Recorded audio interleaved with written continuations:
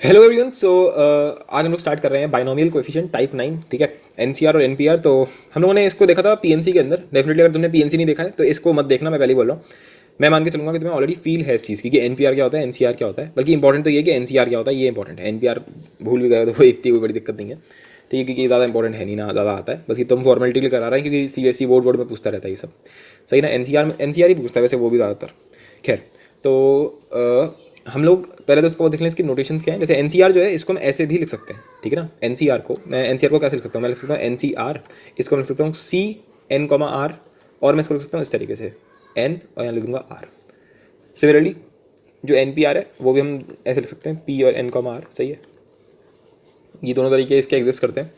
और एक और चीज़ थी, जो तुम्हारा आईआईटी है, जेई मेंस तो इतना नहीं करता, जेई एडवांस में देखता हूँ ज़्यादा क्या करता है ना, वो तुम्हें लिख के देता है हर बार। मतलब जैसे अगर मानो उसने ये नोटेशन यूज़ करी, ये वाली नोटेशन, तो अगर कुछ लोगों को पता नहीं है, मानो सबको ये वाली आती है और ये वाली नहीं आती किसी को, तो चाहे ये वाली हो चाहे ये वाली हो चाहे कुछ भी यूज़ करे, वो हर बार लिख के देगा तुम्हें। जैसे मानो उसने लिख दिया एस। हाँ, एक और चीज़, एनसीआर है तो एनसीआर की जगह ये नहीं हर बार ये एन और आर भी फिक्स हो गए, है ना। हो सकता है एस सी टी लिख दे वो, है ना, या टी सी, और मतलब चलो यहाँ पे एस लिख दो, है ना। वो तो अपना मन है, ऐसा कुछ नहीं, वेरिएबल तो हो ही सकता है चेंज, है ना, इसमें कोई कन्फ्यूजन नहीं होनी चाहिए।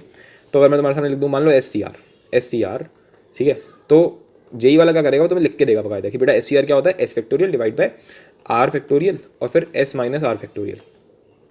ठीक है, फिर वो भी लिखेगा कि एस और आर क्या है, वो नेचुरल नंबर्स हैं, होल नंबर्स हैं। और फिर बोलेगा कि ठीक है, क्या बोलेगा, फिर बोलेगा कि मानो एस जो है और जो आर है वो हमेशा से वो क्या होगा, हमेशा बड़ा होगा इससे या फिर बराबर हो सकता है। इस टाइप की चीज़ें पूरी लिख के देता है। इससे होता क्या कि क्वेश्चन की लेंथ बढ़ जाती है, तो वो देखने में लगता है भयानक। तो कभी भी डरना नहीं चाहिए देख के। जेई एडवांस वाले कभी कभी ऐसा करते हैं, इस बार भी किया था, बल्कि इस बार 2020 में आया था, उसमें भी उन्होंने ये चीज़ करी थी। ठीक है, तो इसमें कोई घबराने वाली बात नहीं है कि कोई नई नोटेशन तुम्हारे को इंट्रोड्यूस नहीं करा रहा है वो। ठीक है, वो वही नोटेशन का बस फॉर्मुलेशन दे रहा है, तो पढ़ लेना चाहिए। अच्छा यही है ना, बस जो हम लोगों ने पढ़ी है वही चीज़, बात उसी उसी के ऊपर बात हो रही है। सही है, परफेक्ट। अच्छा, अब ये तो वो हो गया कि भाई एन पी आर क्या होता है, N factorial divide by N minus are का फैक्टोरियल। इसमें क्या होता है, एन सी आर में बस एक आर फैक्टोरियल और लग जाता है डिनोमिनेटर में, बस इतनी सी बात होती है। सही है, पर हम लोग एन सी आर के साथ ज़्यादा कंफर्टेबल है, क्योंकि अगर तुम कोई भी बोर्ड लेवल की बुक उठा के देखोगे, इनफैक्ट अगर तुम कोई आई आई टी जेई की बुक भी उठा के देखोगे, तो उसमें पता है कैसे पढ़ाते हैं पीएनसी। उसमें पीएनसी को ऐसे पढ़ाया जाता है, पहले तुम्हें पढ़ाएंगे फंडामेंटल प्रिंसिपल ऑफ काउंटिंग, जिसको क्या बोलते हैं, वही प्लस कर दिया मल्टीप्लाई कर दिया, जो बोलते थे ना, या और फिर, या मतलब प्लस होता है, फिर मतलब मल्टीप्लाई होता है। तो पहले वो पढ़ाते हैं पीएनसी में, फिर सेकंड पढ़ाएंगे परमिटेशंस। परमिटेशंस बहुत लंबा हो जाता है, उसमें वो सिर्फ और सिर्फ एनपीआर यूज़ करते हैं। मतलब एनसीआर का इंट्रोडक्शन ही नहीं देते वो लोग। सही है, फिर एक नया टॉपिक शुरू करते हैं, उसका नाम होता है कॉम्बिनेशंस। ठीक है, और कॉम्बिनेशंस में पहली बार तुम्हें एनसीआर पढ़ाया जाता है। ठीक है, तो ऐसे पढ़ाया जाता है काफ़ी जगहों पे, चाहे जेई हो चाहे फिर तुम्हारा बोर्ड का पेपर हो। पर मैंने क्या करा, मैंने स्टार्टिंग में तुम्हें सब बता दिया था, और फिर हम लोग ने मिक्स करके सिर्फ और सिर्फ एनसीआर यूज़ किया है, जिसकी वजह से हम फील के साथ चीज़ों को कर पाए और हमारे लिए हर क्वेश्चन स्टोरी बन गया। ये वाली बात थी। सही है, चलो वो तो खैर एक बात हो गई। पर क्या है ना कि जेई में आजकल वो वाले क्वेश्चन भी आते हैं जिसमें सिर्फ और सिर्फ एनसीआर ही होता है। एनसीआर मतलब कि वो पीएनसी वीएनसी नहीं है उसके अंदर, ना तो पीएनसी है और ना ही बाइनोमियल थ्योरम लग रही है टू बी एग्जैक्ट। उसमें वो बस एनसीआर की प्रॉपर्टीज लगा लगा के पूछता है। ठीक है, इस बार जो अभी आया है जेई एडवांस 2020 में, वो इस टॉपिक का क्वेश्चन नहीं है, वो अभी हम लोग आगे पढ़ेंगे। उसका नाम है मल्टीपल सिग्मा। ठीक है, उसमें 2 बार सिग्मा लगता है। ठीक है, 2 बार 3 बार 4 बार, और वो ऐसा भी नहीं कि तुम्हें हर बार दिखेगा कि अरे यार देखो सिग्मा सिग्मा लगवा है 2-3 बार। वो अलग तरीके से भी पूछा जा सकता है, तो मैं तुम्हें वहीं समझाऊंगा वहाँ पर मैं बता रहा हूँ कि ऐसा नहीं कि सिर्फ अगर तुम बायनोमियल पढ़ रहे हो तो हर क्वेश्चन बायनोमियल का ही होगा। बायनोमियल के अंदर जो सब टॉपिक है एनसीआर इसकी नोटेशन है, तो उस नोटेशन पे अलग टाइप के क्वेश्चन बन सकते हैं। उसी टाइप के क्वेश्चन हमें आज पूरी क्लास में डिस्कस करने हैं, पहली चीज़। दूसरा, हम एनसीआर की प्रॉपर्टीज भी देखने वाले हैं। ठीक है, तो ये सब चीज़ें हमें करनी है। ओके, चलो एक तो ये वाली बात हो गई। अब सीधे सीधे क्वेश्चन पे आ जाते हैं। तो यहाँ लिखा हुआ है P5,3 मल्टीप्लाइड बाई 2, है ना, यही तो लिखा हुआ है। इसका मतलब क्या है, इसका मतलब है 2, और यहाँ लिख दे रहा हूँ मैं 5P3। सही है, फिर इक्वल्स टू ये हो गया NP4। Perfect, okay. अब 5P3 कितना होगा, 5 factorial divide by 5 minus 3 2 factorial, यहाँ पे आ गया इंटू 2। फिर ये किसके बराबर है, NP4 मतलब n factorial divided bye n-4 का फैक्टोरियल, n-4 का फैक्टोरियल। ठीक है, अब सुनो, इसको चलो मैं तुम्हें यही समझा देता हूँ। इस 2 को तो अभी रहने दो, इस 5 फैक्टोरियल को जरा खोल के लिखते हैं। तो बन जाएगा 5 into 4 into 3 into 2 factorial divide by 2 factorial. ठीक है, तो ये कट गया सिंपल। ऊपर क्या आएगा, ऊपर आएगा n into n-1 into n-2 into n-3, और इसके तुरंत बाद क्या आता, इसके बाद आएगा n-4 का फैक्टोरियल, n-4 का फैक्टोरियल, क्योंकि 1 तक जाने वाला था वैसे भी है, और नीचे भी लिखा हुआ है n-4 का फैक्टोरियल। तो हम सीधे सीधे इसको काट देंगे। अब तुमने देखा, तुम्हें एक पैटर्न नजर आने लग गया होगा मेरे हिसाब से कि अगर तुम देखोगे तो NP4 बस इतना सही है, एंड सिमिलरली 5P3 बस इतना सही है। सही है ना। इसका मतलब क्या हुआ पता है, इसका मतलब ये हुआ कि कभी भी अगर तुम्हें दे दिया ना, कोई एनपीआर दे दे तुम्हें, तो तुम इस एनपीआर को कब तक खोलोगे। मानो तुम्हारे सामने लिख दे रहा हूँ, मान लो चलो यहाँ लिख देते हैं 10 सी नहीं पी, 10p4, 10p4, ठीक है। तो इसको हम कैसे लिखेंगे, 10 इंटू 9 इंटू 8 इंटू 7, बस छुट्टी। जो हम लोग एनसीआर में करते थे, एनसीआर में क्या होता है, एनसीआर में क्या करते थे हम लोग, अच्छा एनसीआर का यहाँ लिख दूँ तुम्हारे सामने 10c4, तो हम क्या करते हैं, यहाँ लिख देते हैं 10 into 9 into 8 into 7 divided by 4 factorial. ये तो करते हैं, ये तो करते हैं। अच्छा ऐसा क्यों करते हैं, आओ ये भी जल्दी से समझ लेते हैं, यहीं के यहीं समझ लेते हैं, काम खत्म हो जाएगा। बिल्कुल, तो ये चीज़ मैंने तुम्हें वहाँ पे भी बताई थी, कहाँ पर, जब अभी हम लोग फैक्टोरियल नोटेशन पढ़ा था, तो वहाँ पर भी मैंने तुम्हें ये चीज़ समझाई थी।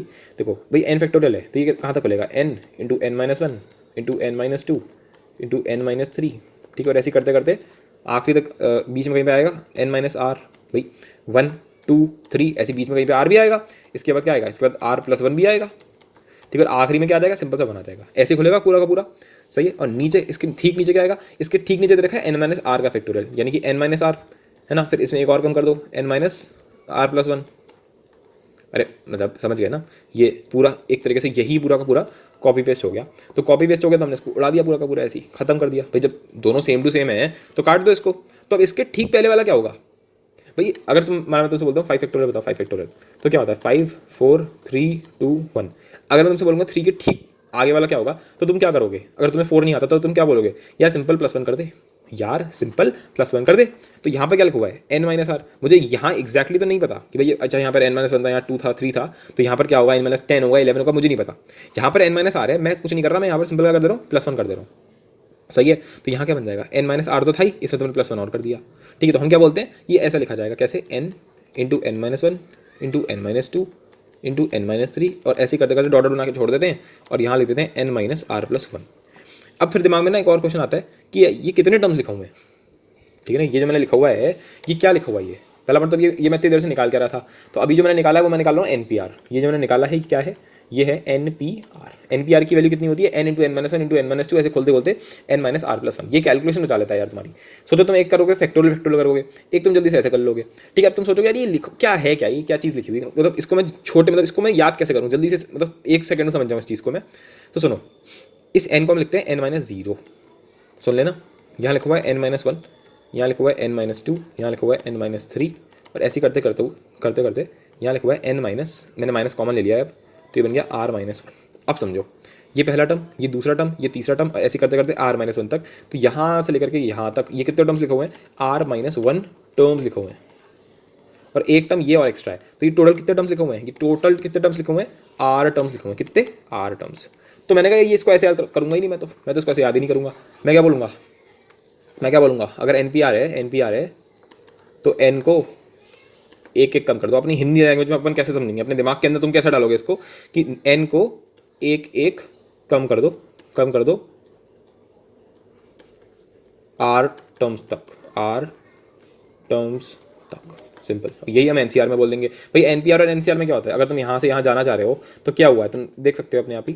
भाई यहाँ पे है n factorial upon n minus r, यहाँ क्या है n factorial upon n minus r factorial, है ना, दोनों सेम टू सेम है, बस यहाँ पर एक r फैक्टोरियल लग गया है। तो basically NCR into r factorial तो हो रहा ही है, सही है। तो अगर तुम्हें कोई NPR दे देगा, इस आर फैक्टोरियल को इधर ले जाओ, तो बस आर फैक्टोरियल से डिवाइड कर दोगे तो तुम्हें क्या मिल जाएगा, तुम्हें NCR मिल जाएगा, बड़े आराम से मिल जाएगा, सही ना। NCR क्या होता है, NPR जो जब भी निकालो उसको आर फैक्टोरियल से डिवाइड कर दो, सही है। तो खैर वो तो हम अभी देखते हैं।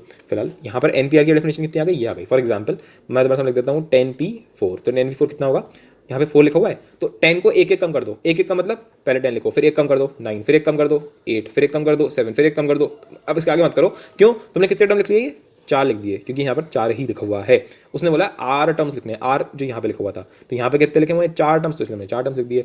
अगर यहाँ लिखा होता 10p7, मानो यहाँ लिखा होता 10p7, कितना 10p7, तो इसको मैं कैसे लिखता, 10 9 8 7 6 5 4, 4 हो गए, 5 6 7, देखो 7 टर्म्स हो गए, तो बस हम यहाँ रुक गए, सिंपल, सही है। अगर मैं लिख दूँ 10c7, तो फिर से वही करना है, फिर से करना वही है, क्यों करना है सेम, क्योंकि हमें पता है कि अगर तुम्हें NCR निकालना है तो पहले तुम NPR निकाल सकते हो और उसको सिंपल R फैक्टोरियल से डिवाइड कर दो, सही है। तो यहाँ डिवाइड कर देते हैं इसको, पहले तो तुम ऐसे निकालो, मानो 10p7 निकाल लो, तो 10 9, पर हमें हाँ यहाँ पे एक और प्रॉपर्टी है जो तुम्हें अभी तक शायद याद हो गई होगी, चल पहले मैं ऐसे करके दिखाता हूँ।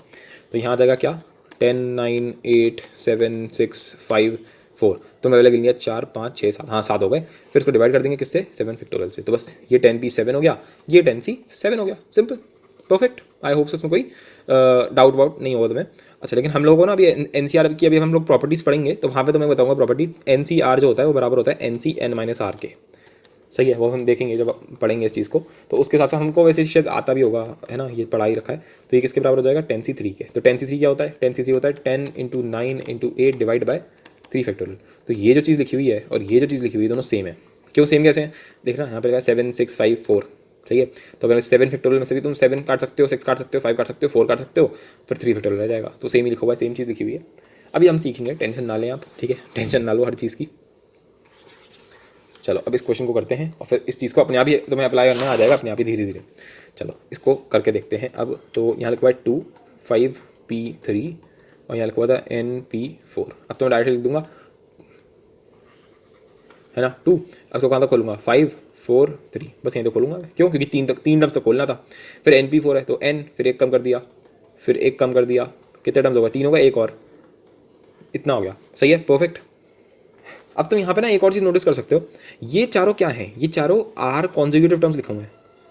आर कॉन्जिक्यूटिव, कॉन्जिक्यूटिव को मतलब समझते हो, पहला पॉइंट आर टर्म्स लिखे हुए हैं, पहला दूसरा तीसरा चौथा, ऐसे मतलब 4 टर्म्स लिखे हुए हैं, पर हम समझते हैं इसको आर कॉन्जिक्यूटिव टर्म्स। कॉन्जिक्यूटिव मतलब एक साथ चिपका हुआ, मतलब कि इसके बाद यही आएगा, ऐसी वाली बात कि एक एक का डिफरेंस है। जैसे 1 2 3 4 5, ये सब क्या है, ये सब कॉन्जिक्यूटिव टर्म्स है ना। जैसे यहाँ लिखा हुआ है 2 3 4 5, ये 2 3 4 5, ये चारों क्या है, कॉन्जिक्यूटिव टर्म्स हैं। क्यों, क्योंकि 2 के बाद 3 आता है, 3 के बाद 4 आता है और 4 के बाद 5 आता है।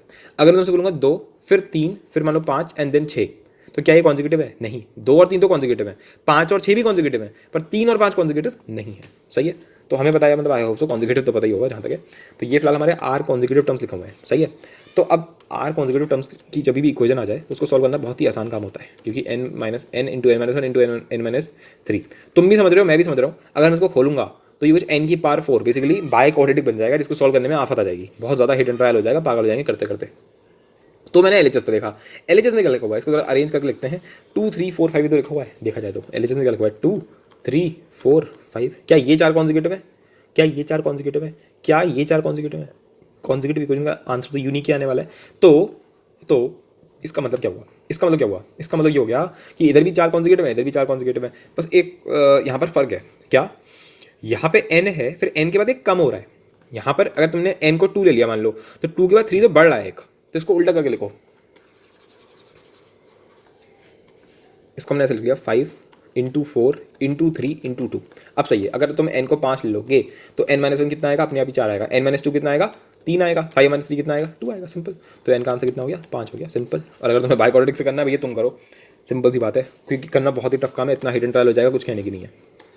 सही है, चलो आई होप सो ये चीज़ समझ में आ गई है। पहला क्वेश्चन नहीं था, एक तरीके से हम लोगों ने इससे ये समझा है कि NPR और NCR को छोटे में कैसे लिखते हैं। सही है, अब यहाँ लिखा हुआ है 22 PK plus 1 is to 20 PK plus 2 is equals to 11:52, then K equals to what. तो ये रेशियो एंड प्रोपोर्शन वाला चीज़ है, पर हम सीधे समझेंगे इस चीज़ को ऐसे कि 22 PK प्लस 1 जो है वो डिवाइड कर दो सीधे सीधे 20 PK प्लस 2 से, तो ये इसका आंसर आ रहा है कितना, 11/52। ये चीज़ ऐसे लिखा गया। सही है, परफेक्ट। अब हमें के निकालना है, तो कैसे करेंगे इसको, पहले तो सिंपल सॉल्व कर लेते हैं। तो जब भी वेरिएबल वाला इसमें इतना ज़्यादा वेरिएबल आ गया, तो अब ये तो तुम डायरेक्टली कर सकते हो कि मतलब तुम पूरा सॉल्व करके कर लो। चलो मैं तो तुम्हें पूरा बच्चों वाला करके दिखा रहा हूँ। 22 फैक्टोरियल डिवाइड बाई 22 माइनस के माइनस 1 फैक्टोरियल, ये के प्लस 1 का माइनस कर दिया तो ये माइनस माइनस 1 हो गया, ठीक है।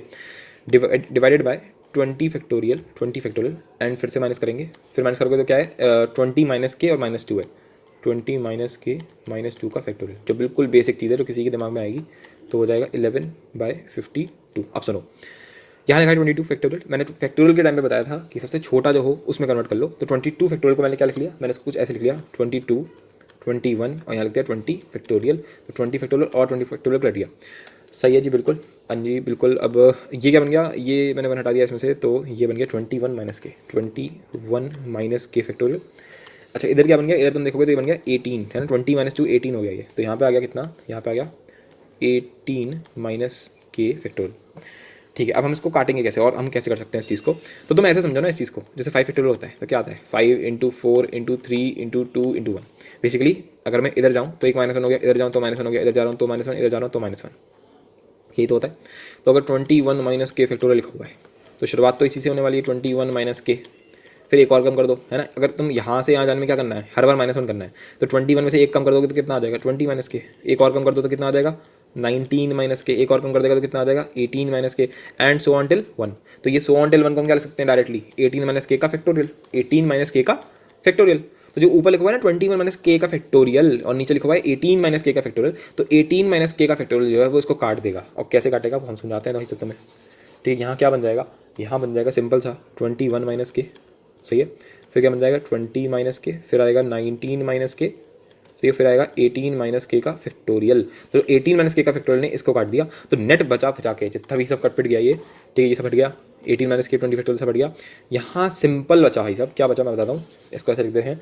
ऊपर क्या बचा था, ऊपर बचा था 22 इंटू 21, नीचे क्या बचा था 21 माइनस के, 20 माइनस के, 19 माइनस के, और इसको तो मैंने छुआ तक नहीं है अभी तक, 11/52, ये ऐसे ही लिखा हुआ है इंटैक्ट।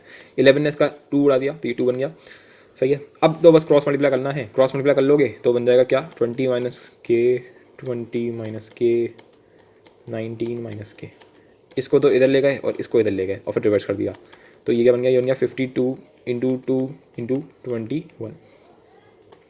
अब जरा इधर देखो, क्या तुम्हें कॉन्जिक्यूटिव टर्म्स लग रहे हैं, बिल्कुल, क्योंकि हम लोगों ने फैक्टोरियल से निकाला है। इधर से इधर अगर तुम देख रहे हो एक एक डिफरेंस है, यानी कि कॉन्जिक्यूटिव टर्म्स है। तो मेरे ही हमेशा दिमाग में रहेगा कि यार इनको भी कॉन्जिक्यूटिव टर्म्स के दिमाग में, तो इनको भी कॉन्जिक्यूटिव टर्म्स बना दिया जाए। अब 52 इंटू 2 इंटू 21 है, पहले इनको सब कुछ फैक्टर्स में डिवाइड कर दो। तो 21 कितना होता है भाई साहब, 21 होता है 7 इंटू 3, तो फिलहाल 2 इंटू 3 इंटू 7, इतना तो मैंने यहाँ लपेट दिया। अब ये 52 क्या चीज़ है, 52 और 2 इंटू देखो 26 हो गया ये, है ना, 2 इंटू 26 यानी कि 2 इंटू 2 इंटू 13। ओके, तो यही तो आएगा 2 इंटू 2 इंटू 13, राइट, यही आने वाला है। तो इंटू 13 लिख देते हैं यहाँ पर, और ये 2 2 बार है, फिर ये एक और था ऑलरेडी, तो 2 का क्यूब हो गया ये, सही है। इतना हमारा यहाँ समझ में आ रहा है, पर अब इससे कुछ काम नहीं बना ना, क्योंकि ये तो फिर 4 फैक्टर्स हो गए, वो भी कॉन्जिक्यूटिव भी नहीं है, इनको हमें कॉन्जिक्यूटिव बनाना है किसी भी हालत में।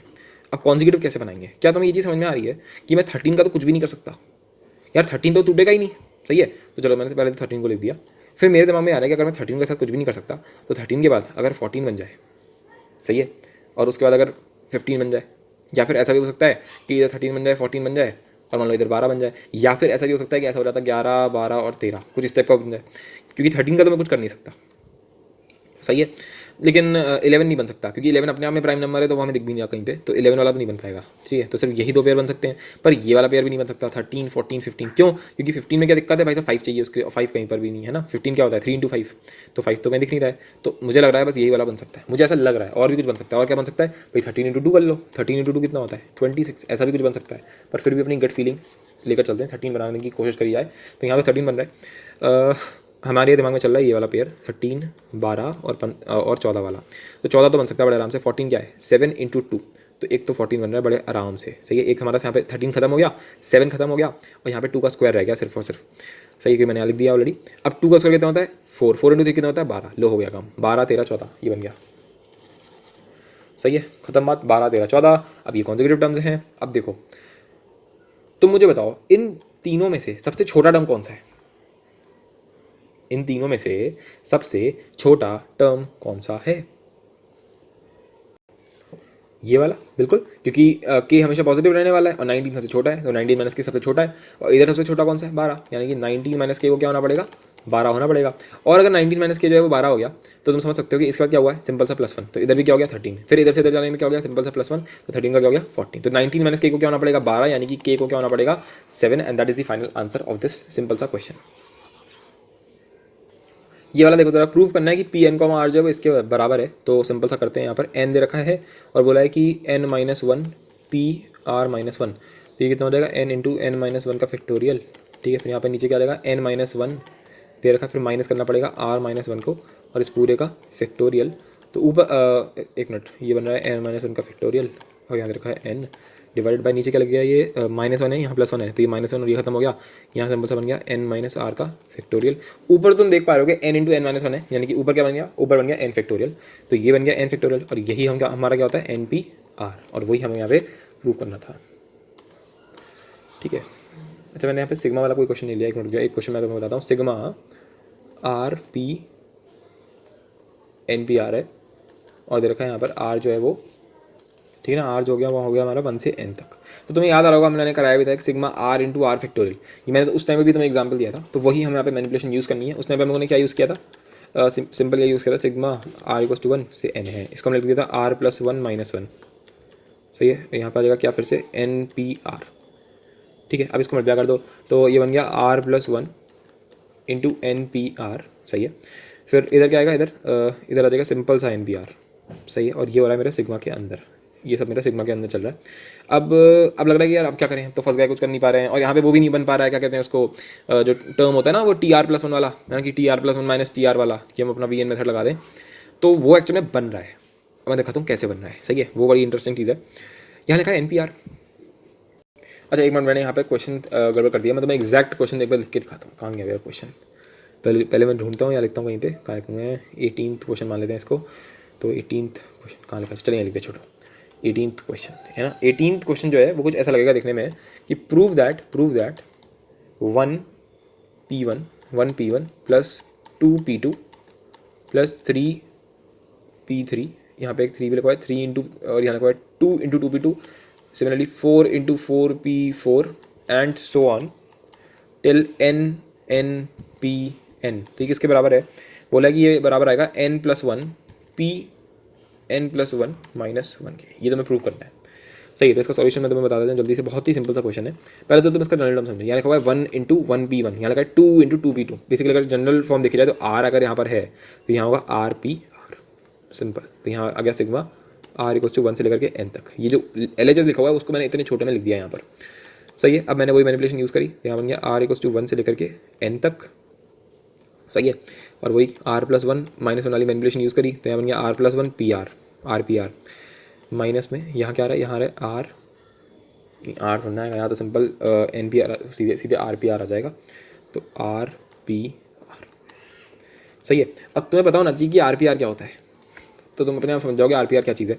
सोच के देखो, जब हम बोलते हैं एन पी आर तो वो कितना होता है, वो होता है N factorial divide by N minus are का फैक्टोरियल। तो जब मैं बोलूँगा आर पी आर तो ये हो जाएगा r factorial divide by r minus r, यानी ये बन गया r factorial divided by r minus r, यानी कि 0 फैक्टोरियल, एंड दैट इज 1, तो सिंपल सा आर फैक्टोरियल। ठीक है, तो आर पी आर कितना होता है मैं बताऊँ, आर पी आर सिंपल सा होता है आर फैक्टोरियल, यानी कि ये चीज़ क्या बन गई यहाँ पर, ये बन गया यहाँ पर आर का फैक्टोरियल। तो ये मैंने वही क्वेश्चन करवा दिया जो मैंने तुम्हें पहले दिया था, और हमें पता है इसका आंसर कितना आया था, इसका आंसर आया था n प्लस 1 का फैक्टोरियल माइनस 1, और n प्लस 1 का फैक्टोरियल अगर तुम्हें याद हो तो हमारा जो RHS लिखा हुआ है वो भी ये लिखा हुआ है ना, n plus 1 p n plus 1। R P R का मतलब क्या होता है, आर फैक्टोरियल, तो इसका मतलब क्या हो गया n प्लस 1 फैक्टोरियल माइनस 1। ठीक है, तो ये भी एक अच्छा तरीका था सेम क्वेश्चन को देने का। ठीक है, तो ये भी एक तरीका तुम याद रख सकते हो कि अच्छा हाँ यार इसको ऐसे भी तो दे सकते हैं, मतलब कभी भी अगर तुम दिख जाए कि यार आर फैक्टोरियल, तो दिमाग में आना चाहिए अच्छा ये इसके बराबर होता है आर पी आर के। ठीक है, तो उल्टा सोचना आना चाहिए मैथ्स में, सबसे इंपॉर्टेंट चीज़ ये होती है। तुम्हारे को अगर मैं दे दूँ 5 फैक्टोरियल तो तुम सोच पाओ कि ये लिखा हुआ है 5p5, हो सकता है कभी किसी एल्जेब्रिक मैनिपुलेशन में काम में आ जाए ये चीज़। चलो सही है, बढ़िया, आ जाते हैं आगे बढ़ते हैं। अब मैं ज़्यादा NCR ही लूँगा क्योंकि NPR मुझे बहुत बोरिंग लगता है। सही है ना, मज़ा नहीं आता उसको करने में। चलो अब इस वाले को करते हैं। If NCX equals to NCY then prove that कि x इक्वल्स टू y। मैंने बताया यहाँ पे चलाकी क्या करिए, जितनी भी तुम्हारी प्रॉपर्टीज़ जो तुम बुकों में देखने को मिलती है ना, मैं तुम्हें खुद कराऊंगा अभी। तुम देखो मैंने आगे हेडिंग भी डाल रखी है यहाँ पर, प्रॉपर्टीज़ ऑफ NCR, एक एक करके हेडिंग डाली है, उनके ऊपर बेस करके बहुत सारे क्वेश्चंस भी लिए हैं बीच बीच में, वो दिक्कत नहीं है। पर ये सब मैं चाह रहा हूँ कि तुम खुद प्रूव करो, मैं प्रूव ना करूँ, ये सब तुम खुद प्रूव करो। जैसे ये प्रॉपर्टी है कि अगर NCX इक्वल्स टू NCY है तो x इक्वल्स टू y हो जाएगा या फिर x plus y equals to n हो जाएगा। अब ऐसा क्यों होगा वो तुम प्रूव करो अपने आप। सही है, और फिर मैं बताऊंगा क्या आंसर है इसका। मजा आता है ना अपने आप, अपनी कुछ ऐसी चीज़ें जो किसी मैथमेटिशियन ने प्रूव करी थी, अगर वो तुम अपने आप प्रूव करोगे तो दिक्कत क्या है यार उसमें, है ना। अपने आप ट्राई करके देखो, कर लोगे सारे के सारे। ठीक है, तो करो, फोर्थ वाला करो। इनको ऐसा क्वेश्चन देखो, मैं तुम्हें बताऊंगा नहीं कौन सी प्रॉपर्टी है कौन सी नहीं है, सब सिंपल से क्वेश्चन की तरह देखो, और फिर तुम्हें बता दूंगा यार ये प्रॉपर्टीज़ है तुम्हें याद रखनी है। बल्कि इनफैक्ट अभी मैंने इस फोर्थ वाले का भी मत करना, पहले मैं तुम्हें वाली प्रॉपर्टी कराता हूँ जो सबका बीज है, जो सबकी सबसे इंपॉर्टेंट चीज़ है वो कहाँ है ये वाला 17th वाली करके देखो पहले। ठीक है, ये मैंने तुम्हें PNC में ऑलरेडी करा रखा है क्या, कि NCR equals to NC n minus r, NCR is equals to NC n minus r. एक तो मैंने तुम्हें इसका वो वाला प्रूफ दिया था, कौन सा वाला मैं बताता हूँ, सिलेक्शन एंड रिजेक्शन वाला। क्योंकि NCR मतलब क्या होता है, n डिस्टिंक्ट चीज़ों में से r चीज़ें सेलेक्ट करना। सही है, जब तुम n में से r चीज़ें सेलेक्ट कर रहे होते हो ना, तो तुम एट द सेम टाइम तो जो जितनी चीज़ें बच गई, कितनी चीज़ें बच गई n माइनस आर, तो तुम उतनी ही चीज़ों को रिजेक्ट भी तो कर रहे होते हो। अगर तुम्हारा एक कॉम्बिनेशन है कि मैंने A B C में से A और B को सेलेक्ट किया, तो उसी टाइम पे तुमने C को रिजेक्ट भी कर दिया। तो अगर NC2 तुम उसको बोले तो NC1, दोनों का आंसर सेम ही आएगा, है ना, कि एक चीज़ को रिजेक्ट करना, तो उस टाइम पे तुम दो चीज़ों को सेलेक्ट कर रहे हो। तो NCN-R क्या चीज़ है, रिजेक्शन, और NCR क्या चीज़ है, सिलेक्शन, तो दोनों को सेम होना पड़ेगा, ये लॉजिकल है। और प्रूफ वाइज देखना तो बहुत ही बचकाना प्रूफ है इसका भाई। NCR क्या होता है, NCR होता है n divide by R factorial और n-R का फैक्टोरियल, सही है, परफेक्ट। और n-R कितना होगा, n डिवाइड बाय n-R का फैक्टोरियल, फिर क्या आएगा n-R का फैक्टोरियल, n और n कट गया, माइनस माइनस प्लस हो गया, तो यहाँ पे फिर से क्या आ गया r फैक्टोरियल, और तुम देख सकते हो दोनों का आंसर सेम ही आना है। तो यहाँ पे कितना आ गया r factorial, and these both are the same one, right. तो ये क्या चीज़ है, ये है NCR, और ये क्या है, ये है NCN-R, तो डेफिनेटली ये दोनों क्या है, सेम है, सही है। तो इसमें कोई डाउट नहीं होना चाहिए कि ऐसा क्यों हो रहा है। एग्जाम्पल इसके द्वारा कैसा हो जाएगा, 10C7 जैसे जो होगा वो बराबर होगा 10C3 के, ठीक है। ये सब चीज़ें हम लोगों ने PNC में ऑलरेडी बहुत बार यूज़ कर रखा है, ये प्रॉपर्टी तो तुम्हें एकदम रट गई होगी अभी तक। चलो अब तुम्हारे हथियार तैयार हैं, अब इसको प्रूव करो फोर्थ वाले को, बिल्कुल। तो देखो फोर्थ वाले में क्या हो रहा है, एक तो कॉमन सेंस भी है, अगर NCX है और NCY है तो x इक्वल टू वाई तो मैं प्रूव करने की जरूरत ही नहीं है ना, x इक्वल टू वाई तो कॉमन सेंस है, लॉजिकल है कि अगर यहाँ लिखा हुआ है NC3 और यहाँ लिखा हुआ है NCX तो चांसेस हैं कि x 3 ही हो जाए, तो NC3 इक्वल टू NC3, इसमें कोई दिक्कत ही नहीं है। तो x और y को क्या होना पड़ेगा, बराबर, एक तो ये हो गया। दूसरा ये हो सकता है कि NCX किसके बराबर होगा, NCX बराबर होगा NCN-X के, अभी प्रॉपर्टी प्रूफ करिए यार, NCR इक्वल टू NCN-R। अगर अब मैं इन दोनों का सम ले लूँ तो x प्लस n-x का आंसर कितना आ रहा है, x आ रहा है, सॉरी n आ रहा है, राइट। तो अगर मैं इस n-x को ही y बोल देता तो यहाँ लिखा होता है NCX इक्वल टू NCY, और इनका जब सम आएगा तो कितना आएगा, x plus y equal to n। पर क्या यहाँ पर x और y बराबर है, नहीं, तुम देख पा रहे हो कि x जो है वो n-x के बराबर नहीं हो सकता, दैट्स नॉट पॉसिबल। बराबर कैसे हो जाएगा यार, वो पॉसिबल ही नहीं है वो, क्योंकि सोच के देखो ये क्या बन गया, ये बन गया 2x इक्वल टू n, यानी कि x कितना बन गया, x बन गया n/2, ये तो एक रेशनल सॉरी एक फ्रैक्शन हो गया, ये तो n/2, दैट्स नॉट पॉसिबल, है ना। ये तो फिर तक अगर सोचो अगर n ऑड नंबर हो गया तो x क्या हो गया, फ्रैक्शन, ठीक है, तो ये पॉसिबल नहीं है, सही है। तो इसलिए इसके दो आंसर होंगे, क्या, हमेशा कभी मान तुम्हारे को कुछ भी दे दूँ, चलो यहाँ दे रखा है कि NC15 is equals to NC8, तो तुम्हें बताना है कि N21 कितना होगा, तो तुम्हारा दिमाग खराब हो गया पहले ही, तुमने कहा यार ये तो इस प्रॉपर्टी का वही नहीं हो रहा यूसेज इसमें, है ना। एक मिनट जाओ, मैंने कहीं ना कहीं तो यूज़ किया होगा इसको, वेट अ सेकंड, कुछ ना कुछ तो होगा।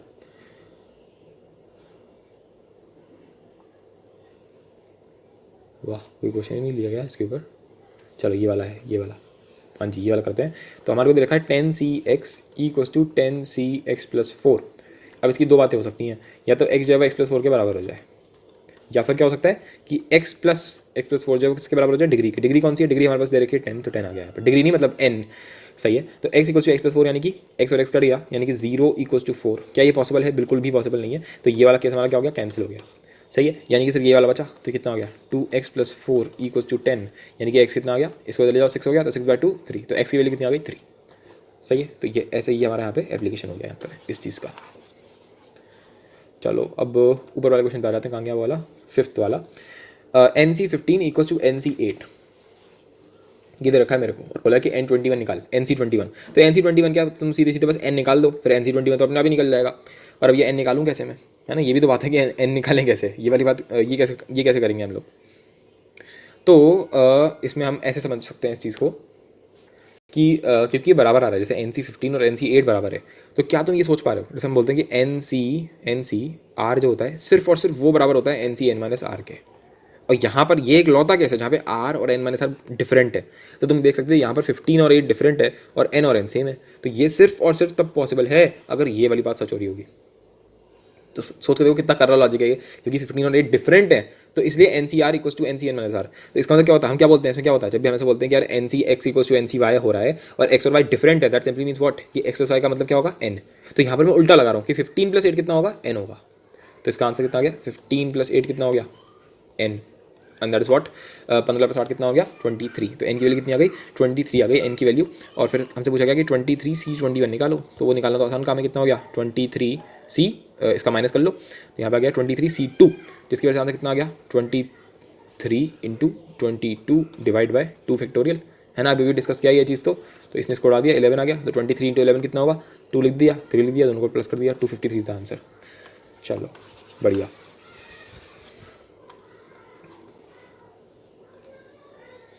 चलो अब सिक्स क्वेश्चन को देखो क्या है, प्रूव दैट कि NCR प्लस NCN-R-1 जो है वो बराबर होता है N+1 CR के। ओके, तो सिंपल है, क्या करेंगे इसमें n फैक्टोरियल है हमारे पास, और फिर हमारे पास आएगा r फैक्टोरियल, यहाँ पे आ जाएगा n माइनस आर का फैक्टोरियल, फिर क्या है फिर से n फैक्टोरियल है, फिर आएगा r माइनस वन का फैक्टोरियल, ठीक है, और इधर क्या आएगा, इधर आएगा n minus r plus one factorial. Okay, ये चीज़ है मेरे पास। अब अगर मैं चाहूँ तो इसका एलसीएम ले सकता हूँ डायरेक्टली। एलसीएम लेना भी बहुत आसान काम है। देखो r माइनस वन फैक्टोरियल का बड़ा भाई कौन है, r फैक्टोरियल, और n माइनस आर फैक्टोरियल का बड़ा भाई कौन सा है, ये तो दोनों के बड़े बड़े भाई ले लो। तो एलसीएम कितना आ जाएगा, इधर आ जाएगा r फैक्टोरियल, इधर आ जाएगा n minus r plus one का फैक्टोरियल। ये समझ में आया कैसे हुआ? अरे यार n माइनस आर का एक आगे करेगा तो क्या आएगा, n minus r plus one, तो ये उसका बड़ा लिखा हुआ है। अगर ये लिखा हुआ है फाइव फैक्टोरियल तो ये लिखा हुआ है सिक्स फैक्टोरियल, ठीक है। सिमिलरली अगर ये लिखा हुआ है सिक्स फैक्टोरियल तो ये लिखा हुआ है फाइव फैक्टोरियल, ये वाली बात है। तो हम तो सिर्फ एलसीएम जब भी लेंगे तो बड़ा बड़ा वाला ले लेंगे, सिंपल, सही है। तो नीचे आ जाएगा r factorial n minus r plus one का फैक्टोरियल। अगर ऐसे समझ में नहीं आया कि ये कहाँ से आ गया तो इसको तुम ऐसे भी ले सकते हो ना, n फैक्टोरियल तो ऐसे ही रहेगा एज इट इज, तो इसको तो बाहर निकाल ही लिया पहले, क्योंकि इधर भी है और इधर भी है। इधर आ रहा है नीचे, इसको लिख लो आर फैक्टोरियल को ऐसे लिख लो, r into r minus one का फैक्टोरियल, और इधर आ जाएगा n माइनस आर, और एक मिनट, अच्छा मैंने उल्टा बोल दिया लग रहा है, एक minute, n minus r plus one, एक मिनट, पहले वाले में तो हम बस इतना ही कर रहे हैं कि r into r minus one का फैक्टोरियल, और इधर आ जाएगा n माइनस आर, और फिर जो दूसरा वाला है उसमें लिखेंगे n फैक्टोरियल। n फैक्टोरियल हम लोगों ने कॉमन ले लिया है तो इधर सिर्फ इतना ही बचा, वन अपॉन, इधर आ जाएगा सिंपल सा r माइनस वन का फैक्टोरियल, और n minus r plus one. अगर तुम इतने को बाहर निकाल लो तो अंदर क्या बचेगा, सिंपल सा n माइनस आर का फैक्टोरियल। ओके, अब कॉमन ले लिया जाए तो n फैक्टोरियल है हमारे पास। अब इसमें से कॉमन क्या लेंगे, हम कॉमन ले सकते हैं हम लोग r माइनस वन का फैक्टोरियल। अच्छा मैंने तो एलसीएम वाला ले लिया उस टाइम में तुम्हारे सामने, यहाँ पर आ गया n माइनस आर, और यहाँ बन गया one upon r plus one upon n minus r plus one, ठीक है, ये बन रहा है। ओके, अब ये क्या बन जाएगा, मैं अभी सिर्फ स्क्वायर ब्रैकेट को सॉल्व कर रहा हूँ। तो अब ये बन रहा है r into n minus r plus one, इधर आ गया n minus r plus one plus r, r और r कट गया, यहाँ बन गया सिंपल सा n प्लस वन, ठीक है। यहाँ बन रहा है n फैक्टोरियल। अब n factorial into n plus one बन रहा है ऊपर, तो ऊपर क्या बन गया, ऊपर बन गया n प्लस वन फैक्टोरियल, ठीक है। न्यूमरेटर में अगर मैं बात करूँगा तो सीधे सीधे बोल सकता हूँ, ऊपर क्या बन गया, ऊपर बन गया n प्लस वन का फैक्टोरियल, सही है। फिर डिनोमीटर में क्या बन रहा है, डिनोमीटर में है हमारे पास r माइनस वन का फैक्टोरियल, पहली चीज़ तो ये, और हमारे पास है n माइनस आर का फैक्टोरियल। अब तुम देख पा रहे हो दोनों लोग के हमारे पास काम चल चुका है, कैसे, ये देखो यहाँ पे हमारा बहुत बढ़िया काम चल गया, कैसे भाई, r into r minus one कितना होता है, r माइनस वन का फैक्टोरियल, तो यहाँ पे आ गया r माइनस वन का फैक्टोरियल, सॉरी यहाँ आ गया r का फैक्टोरियल, क्योंकि r माइनस वन फैक्टोरियल तो था ही, और एक r और आ गया। फिर n माइनस आर फैक्टोरियल है, और फिर यहाँ पे n minus r plus one है, तो हम सीधे लिख सकते हैं क्या, हम सीधे लिख सकते हैं यहाँ पर n minus r plus one का factorial, n minus r plus one का फैक्टोरियल, यही मेरा फाइनल आंसर आ गया, ठीक है। इसको ज़रा ऊपर वाले को सही से लिख देते हैं, थोड़ा ऊपर वाले को बीचों बीच में लिख देंगे तो ज़्यादा अच्छा लगेगा देखने में। तो ऊपर बन गया n प्लस वन का फैक्टोरियल, और अब तुम ये चीज़ समझ गए होगे कि ये लिखा हुआ है n plus one C r, देख सकते हो n प्लस वन फैक्टोरियल फिर r फैक्टोरियल, फिर दोनों का डिफरेंस वो यहाँ लिखा हुआ है, तो n plus one C r, और यही हमें प्रूव करना था, ठीक है। पर ये तो चलो इसका प्रूव हो गया, अब इसी को हम याद भी कर लेंगे। अब इसको याद कैसे करना है, तो इसको तुम ऐसे याद रखो, जैसे मानो कुछ भी लिखा हुआ है सी के ऊपर, और तुमने देखा सेम चीज़ लिखी हुई है यहाँ पर भी, और बीच में प्लस है। नीचे क्या हो रहा है, नीचे अगर यहाँ पे एक डिब्बा बना हुआ है तो यहाँ पे लिखा है डिब्बा माइनस वन, ये समझ में आ रही है, मतलब यहाँ से यहाँ जाने में एक कम हो जा रहा है, तो इसका फाइनल आंसर क्या होगा, ये जो है इसमें एक जोड़ दो, और नीचे वाले में जो बड़ा है, नीचे वाले में जो बड़ा है वो लिख दो, सही है, समझ में आ गया। फॉर एग्जाम्पल 10C4, सही है, 10C5, तो इसका आंसर कितना होगा, जो ऊपर वाला है अगर दोनों सेम है, बीच में प्लस है, और यहाँ पे एक 4 है, यहाँ पे एक 5 है, दोनों में एक का डिफरेंस है, सही है। तो ऊपर वाले में एक बढ़ा के लिख दो, तो 10 का एक बढ़ाएगा तो 11 हो जाएगा, नीचे जो दोनों में से बड़ा है वो लिख दो तो 5 आ जाएगा, तो 11C5 इज द आंसर, सही है। अब इसी को अप्लाई करने के लिए बहुत ही सिंपल सा बढ़िया क्वेश्चन ले दिया है यहाँ पे, 7th वाला 47C4, फिर यहाँ रखा है सिग्मा में कुछ दे रखा है बकवास, 1 डालते हैं पहले इसमें, तो 1 डालते बन जाएगा 51C3, फिर 2 डालोगे तो बन जाएगा 50C3, सही है, फिर बन जाएगा 49C3, है ना, फिर क्या डालेंगे, फिर डालेगा 48C3, एंड फिर बन जाएगा 47C3। अब जरा इधर देखो, यहाँ लिखा है 47C4 और यहाँ लिखा है 47C3, अगर मैं इसको सही से लिखूँ ना घुमा करके ज़रा, तो ये बन जाएगा 47C4 प्लस 47, एक minute, 47C3, 48C3, 49C3, 50C3 and 51C3। अब जरा इधर देखो, ये लिखा है 47, ये लिखा है 47, डिग्री सेम है ना, मतलब n और n सेम है, फिर बीच में प्लस है, एक का डिफरेंस है, क्या आएगा आंसर, एक बढ़ा दे तो ये बन जाएगा 48, फिर सी, और फिर नीचे में जो बड़ा है वो लिख दो, तो 4 और 3 में से कौन सा बड़ा है, 4, तो ये आ गया। अब इसको इतना हटा दिया मैंने यहाँ पे, सही है, इतना मैंने हटा दिया और यहाँ लिख दिया मैंने क्या, जो मेरा आंसर आया 48C4। अब फिर से जरा इधर देखो, 48 और 48 सेम आ गया, फिर बीच में प्लस सेम, फिर 4 और 3 में से जो बड़ा है वो लिख दो, तो यहाँ क्या आ जाएगा 49C5, सॉरी 49C4, सही है ना, 49C4। फिर से देखो 49 49, यहाँ पे क्या गया प्लस, फिर 4 और 3 में से जो बड़ा, यानी कि नीचे तो आएगा 4, ऊपर क्या आएगा 50, तो 50C4, सही है, तो यहाँ बन गया 50C4, और यहाँ क्या लिखा हुआ, ये लिखा हुआ है 50C3। फिर से सेम चीज़ आ गई, क्या आ जाएगा इसका आंसर 51C4, सही ना, 51C4, यहाँ आ गया 51C4, ये क्या लिखा हुआ है, ये मैंने लिखा है 51C3, फिर से वही चीज़ आ गई, तो ये कितना हो जाएगा, ये हो जाएगा 52 है ना, 51 और 51 का एक बढ़ जाएगा, और नीचे क्या रहेगा जो बड़ा है, यानी कि 52C4, that is the final answer of this question. I hope so ये इंटरेस्टिंग लगा होगा। अभी इस टाइप के बहुत सारे क्वेश्चन हम लोग करेंगे, अभी तो मैं सिर्फ एक एक वैरायटी करा रहा हूँ।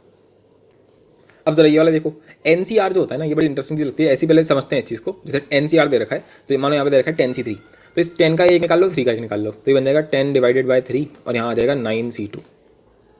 ये बोल रहा है, मतलब क्या कर सकते हैं, इसका एक छीन लिया और इसका एक छीन लिया और दोनों को फिर भिखारी कर दिया। मतलब जैसे एनसीआर है तो उसमें से एन हटा लो, आर हटा लो, तो आ जाएगा n/r, और ऊपर आ जाएगा n-1 और CR-1। फॉर एग्जाम्पल ये 9C2 आ गया, तो 9C2 को मैं कैसे लिखता हूँ, 10/3, तो ऐसे ही रहने दो। अब 9C3 है तो इसका 9 छीन लिया और नीचे का 2 छीन लिया, तो ये क्या कितना बन गया, ये बन गया हमारा 8C1। मैं चाहूँ तो फिर से ये काम कर सकता हूँ, तो फिर से करोगे तो कितना आ जाएगा, 10/3, 9/2 है ना, 9/2, और फिर 8 में से एक छीन लिया तो ये बन गया 8, और नीचे आ गया 1, ये कितना बन गया, ये बन गया 7C0। अब 7C0 इसका आंसर कितना आता है, ये होता है 1। कैसे देखो, NC0 NCN ये बराबर आएंगे, सही है, पहली चीज़। और इसका आंसर कितना आने वाला है 1, क्यों, देखो n factorial divide by 0 factorial and then n-0 का फैक्टोरियल, यानी कि n फैक्टोरियल, तो ये और ये तो खत्म हो गए। 1/0 फैक्टोरियल कितना होता है, 1/1, तो 1 आंसर आ गया। तो बस ये हमारा यहाँ पे सीधा सा फंडा है। तो अब 7C0 कितना होता है, 1 होता है, तो ये मेरा आंसर आ गया।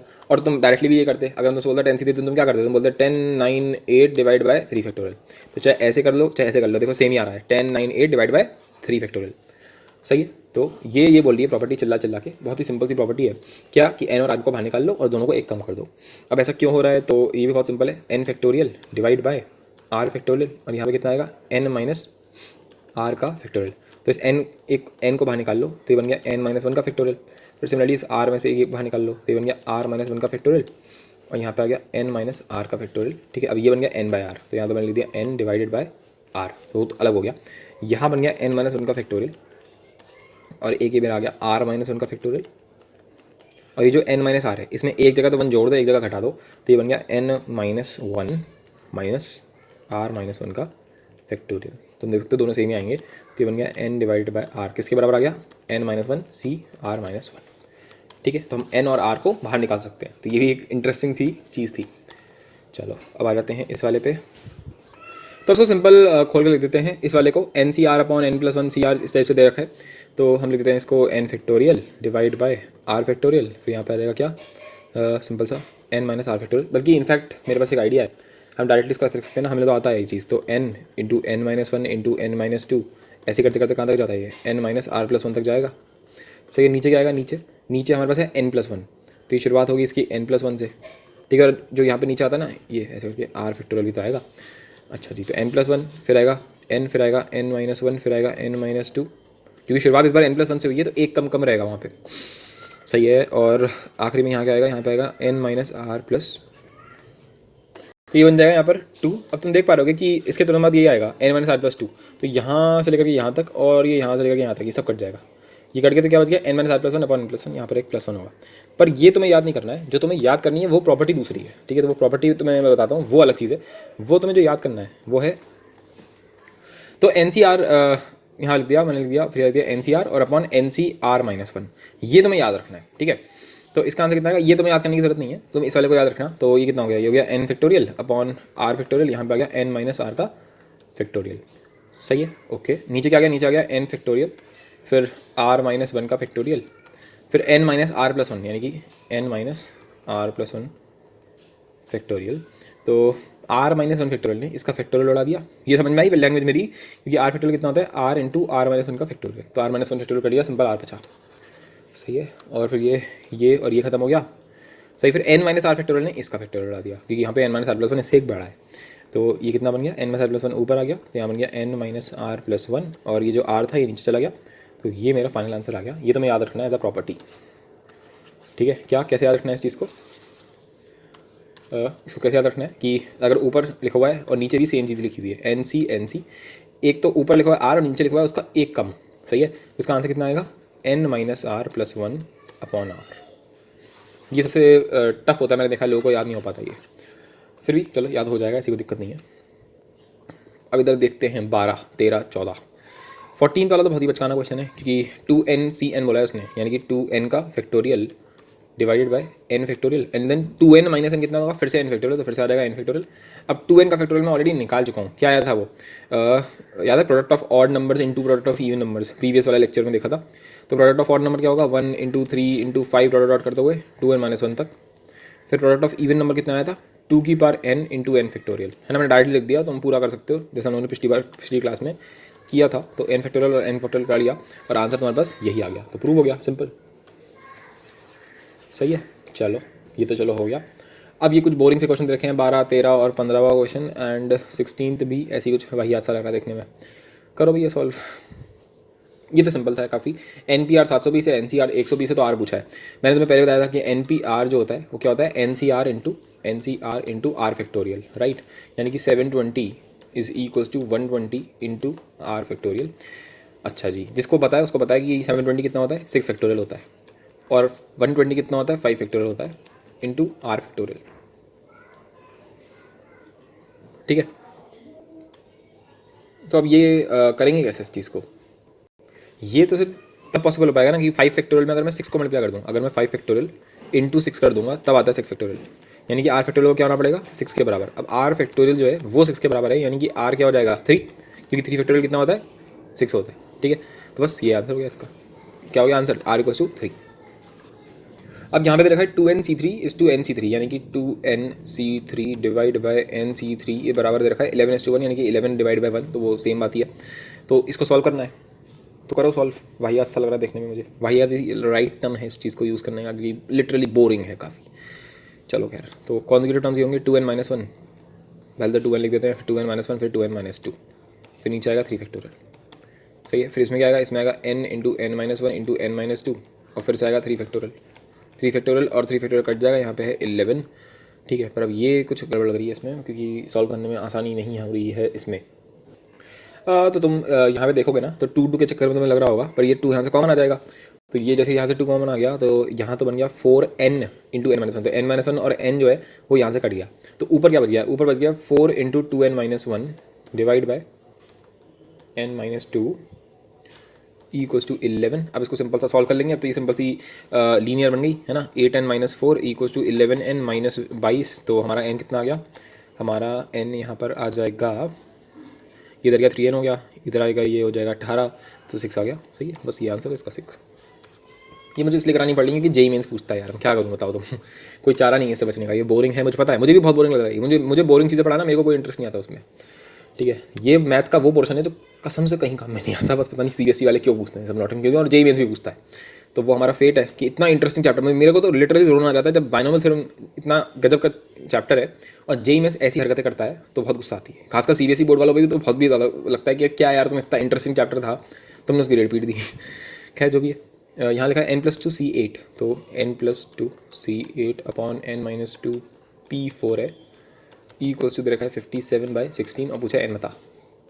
तो कर दो सिंपल, जैसे चाहो वैसे कर दो, सिंपल खोल के करना है तो खोल के कर दो, वरना ऐसे कर लो, n+2 का फैक्टोरियल है। ठीक है, नीचे दे रखा है तुम्हारे पास 8 का फैक्टोरियल, दोनों को माइनस कर लोगे तो आ जाएगा n-6 का फैक्टोरियल। सही है। अब दे रखा है n-2 p4, ठीक है, तो वो नीचे डिनोमिनेटर में तो उसको रेसिप्रोकल करके यहाँ लिख सकते हो। तो क्या आएगा, यहाँ पे आएगा नीचे, मतलब ऑब्वियसली इसके नीचे करेंगे तो यहाँ पर आएगा n-2 का फैक्टोरियल। सही है, n-2 का फैक्टोरियल और फिर दोनों का डिफरेंस, यानी कि n-6 का फैक्टोरियल, और ये बराबर है किसके, ये बराबर है 57/16 के। तो n-6 का फैक्टोरियल इससे कट जाएगा, फिर n-2 का फैक्टोरियल है, यहाँ दे रखा है n+2 का फैक्टोरियल। तो इसको हम सबसे छोटे वाले के लिए लिखेंगे, ये हम पढ़ चुके हैं फैक्टोरियल के अंदर कि भाई बड़ा वाला अगर कभी फैक्टोरियल हो तो उसको छोटे तक लेकर जाओ। तो n+2, n+1, n, फिर n-1 and then finally n-2 का फैक्टोरियल, वो यहाँ से कट जाएगा। Okay, so answer is what, है ना, ये हमारे पास है। इसको सिंपलीफाई किया जाए, ये हट जाएगा यहाँ से, ये भी हट जाएगा और ये भी हट जाएगा। तो ये क्या बन गया, ये बन गया बेसिकली n+2। अभी इसके बाद बहुत इंटरेस्टिंग आएगा, क्योंकि अब मैं तुम्हें अगर तुम्हें दिखाऊँ इसके आगे वाला, तो ये काफ़ी सारी इंटरेस्टिंग चीज़ें आने वाली हैं, क्योंकि यहाँ पे सीरीज़ वाली चीज़ें आएंगी यहाँ पे, तो मतलब काफ़ी इंटरेस्टिंग लगेगा ये काफ़ी इंटरेस्टिंग होने वाला है इसके आगे वाला पोर्शन। तो उसके लिए थोड़ा एंथुजियाज्म जो है वो बचा के रखो। मुझे पता है कि थोड़ी क्लास बोरिंग हो रही है और मुझे खुद लग रही है फिलहाल, अब जो भी ये करना तो है ही। तो 57/16 है और यहाँ दे रखा है 8 फैक्टोरियल। अब टाइम आ चुका है सब कुछ खोल के लिखा जाए, है ना, क्योंकि अब सिर्फ कैलकुलेशन बची हुई है। और तुम्हें ये भी समझ में आ रहा होगा, ये लिखा हुआ है यहाँ पर n+2, फिर यहाँ पे एक -1 हो गया, फिर यहाँ पर -1 हो गया, फिर यहाँ पे -1 हो गया, यानी कि ये क्या लिखा हुआ है, ये 4 कॉन्जिक्यूटिव टर्म्स लिखा हुआ है। तो अब मेरा एम क्या है कि 57/16 इंटू 8 फैक्टोरियल, जो कि है 8 into 7 into 6 into 5 into 4 into 3 into 2 into 1। तो ये जो पूरी चीज़ है, ये इसको भी मुझे 4 कॉन्जिक्यूटिव टर्म्स के फॉर्मेट में लाना है किसी भी हालत में। अब कैसे लाना है वो मैं देखता हूँ। पहले तो हम कुछ चीज़ें जो सिंप्लीफाई हो सकती हैं वो करो। तो ये हो जाएगा 8 2 और ये 2 यहाँ से हमारा कट जाएगा। तो फाइनली क्या बच रहा है, फाइनली अगर मैं RHS पे देखता हूँ, मैं थोड़ा बहुत साफ कर लेता हूँ जगहों को, ठीक है। जो फाइनली मेरे पास RHS में बच रहा है वो क्या है, 57 इंटू 8 तो कट गया था, 7 इंटू 6 इंटू 5, है ना, इंटू 4 इंटू 3, वो 2 और वो भी कट गया था। सिंपल इतना बचा सिर्फ हमारे पास। अब इसको देखते हैं कितना सिंपलीफाई हम लोग कर सकते हैं। 57 जो होगा, 57 किसकी टेबल में आएगा, 57 तुम देख पा रहे होगे तो 10 तक के तो किसी भी टेबल में नहीं आता। ये आएगा जहाँ तक है 19 3 क्योंकि मेरे को 19 की टेबल भी नहीं आती। मैं वही कह रहा हूँ, मैथ्स के टीचर को तुम ऐसा समझते हो उसकी कैलकुलेशन फास्ट होगी, पर मेरी नहीं है। मतलब शर्म आनी चाहिए, ये टेबल नहीं आती। फिर भी जो भी है यार, ऑनेस्ट बता दिया मैंने तुमको। तो फिलहाल ये हो रहा है 19 इंटू 3, ये हो गया 7 इंटू 6 इंटू 5 इंटू 4 इंटू 3। बिल्कुल, अब क्या करूँ, सही है ना। अब बिल्कुल अगर मैं तुमसे बात करूँगा तो मेरे को 4 कॉन्जिक्यूटिव टर्म्स चाहिए, ठीक है, और वो मुझे बनाने किसी भी हालत में। तो अब तुम्हें दिख रहा है कि 19 को तो तुम तोड़ नहीं सकते, 19 का तुम कुछ कर नहीं सकते, है ना, 19 जो है वो रहेगा। तो फिर से वही मेरी आइडियोलॉजी आ रही है दिमाग में कि कुछ ऐसा बन जाए, तो 19 20 21 22, या तो कुछ ऐसा बन जाए, ठीक है, या फिर कुछ ऐसा बन जाए कि 19 सेकंड नंबर पर आ जाए। तो फिर क्या हो जाएगा, फिर हो जाएगा 18 19 20 21। एक्चुअली ये पहला वाला केस तो बिल्कुल भी पॉसिबल नहीं है, क्योंकि 22 क्यों नहीं आ सकता, 22 के लिए क्या चाहिए तुम्हें, 2 इंटू 11। क्या तुम्हें यहाँ पे कहीं पर भी 11 दिख रहा है, नहीं, तो ये वाला केस तो पहले ही खत्म हो गया। अब ये दूसरा केस देख सकते हैं, इसके अलावा बहुत सारे केस बन सकते हैं, पर दिमाग में ये चल रहा है तो ये वाला दिमाग में लेकर चलते हैं, है ना। ऐसे उन्होंने 13 वाला केस भी ऐसे किया था, तुम्हें याद होगा, इस टाइप का क्वेश्चन मैंने अभी कर रखा है, जिसमें 13 मैंने तुम्हें बेस बनाया था कि 12 13 14 का हो सकता है। तो उसी टाइप के अपनी गट फीलिंग को हम यहाँ पे यूज़ करेंगे। तो 19 तो अपने पास है ही।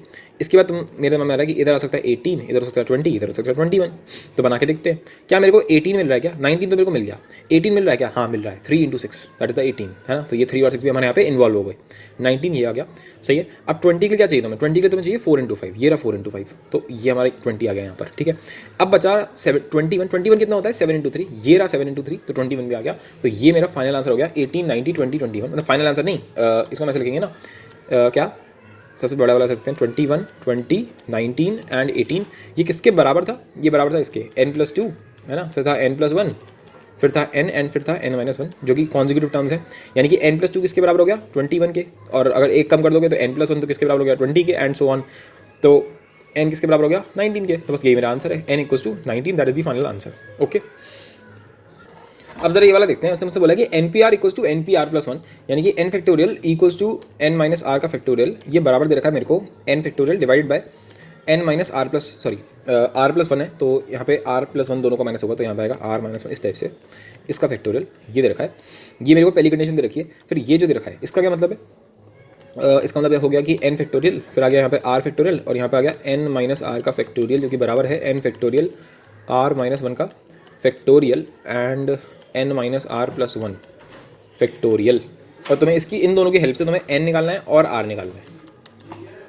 अब अगर तुम ये वाला देखोगे, फर्स्ट इक्वेशन जो मेरे को दे रखी है, n फैक्टोरियल और n फैक्टोरियल कट गया, ये n-r है और ये n-r -1 है, यानी ये उससे एक कम है। अगर ये 5 फैक्टोरियल लिखा हुआ है तो ये 4 फैक्टोरियल लिखा हुआ है, तो ये वाला बंदा इसका फैक्टोरियल उड़ा सकता है, क्योंकि 4 फैक्टोरियल में तुम्हें सिंपल 5 मल्टीप्लाई करना पड़ेगा। तो वो 4 फैक्टोरियल जो है वो इसका 5 इंटू 4 फैक्टोरियल उड़ा देगा, तो सिंपल 5 बचेगा।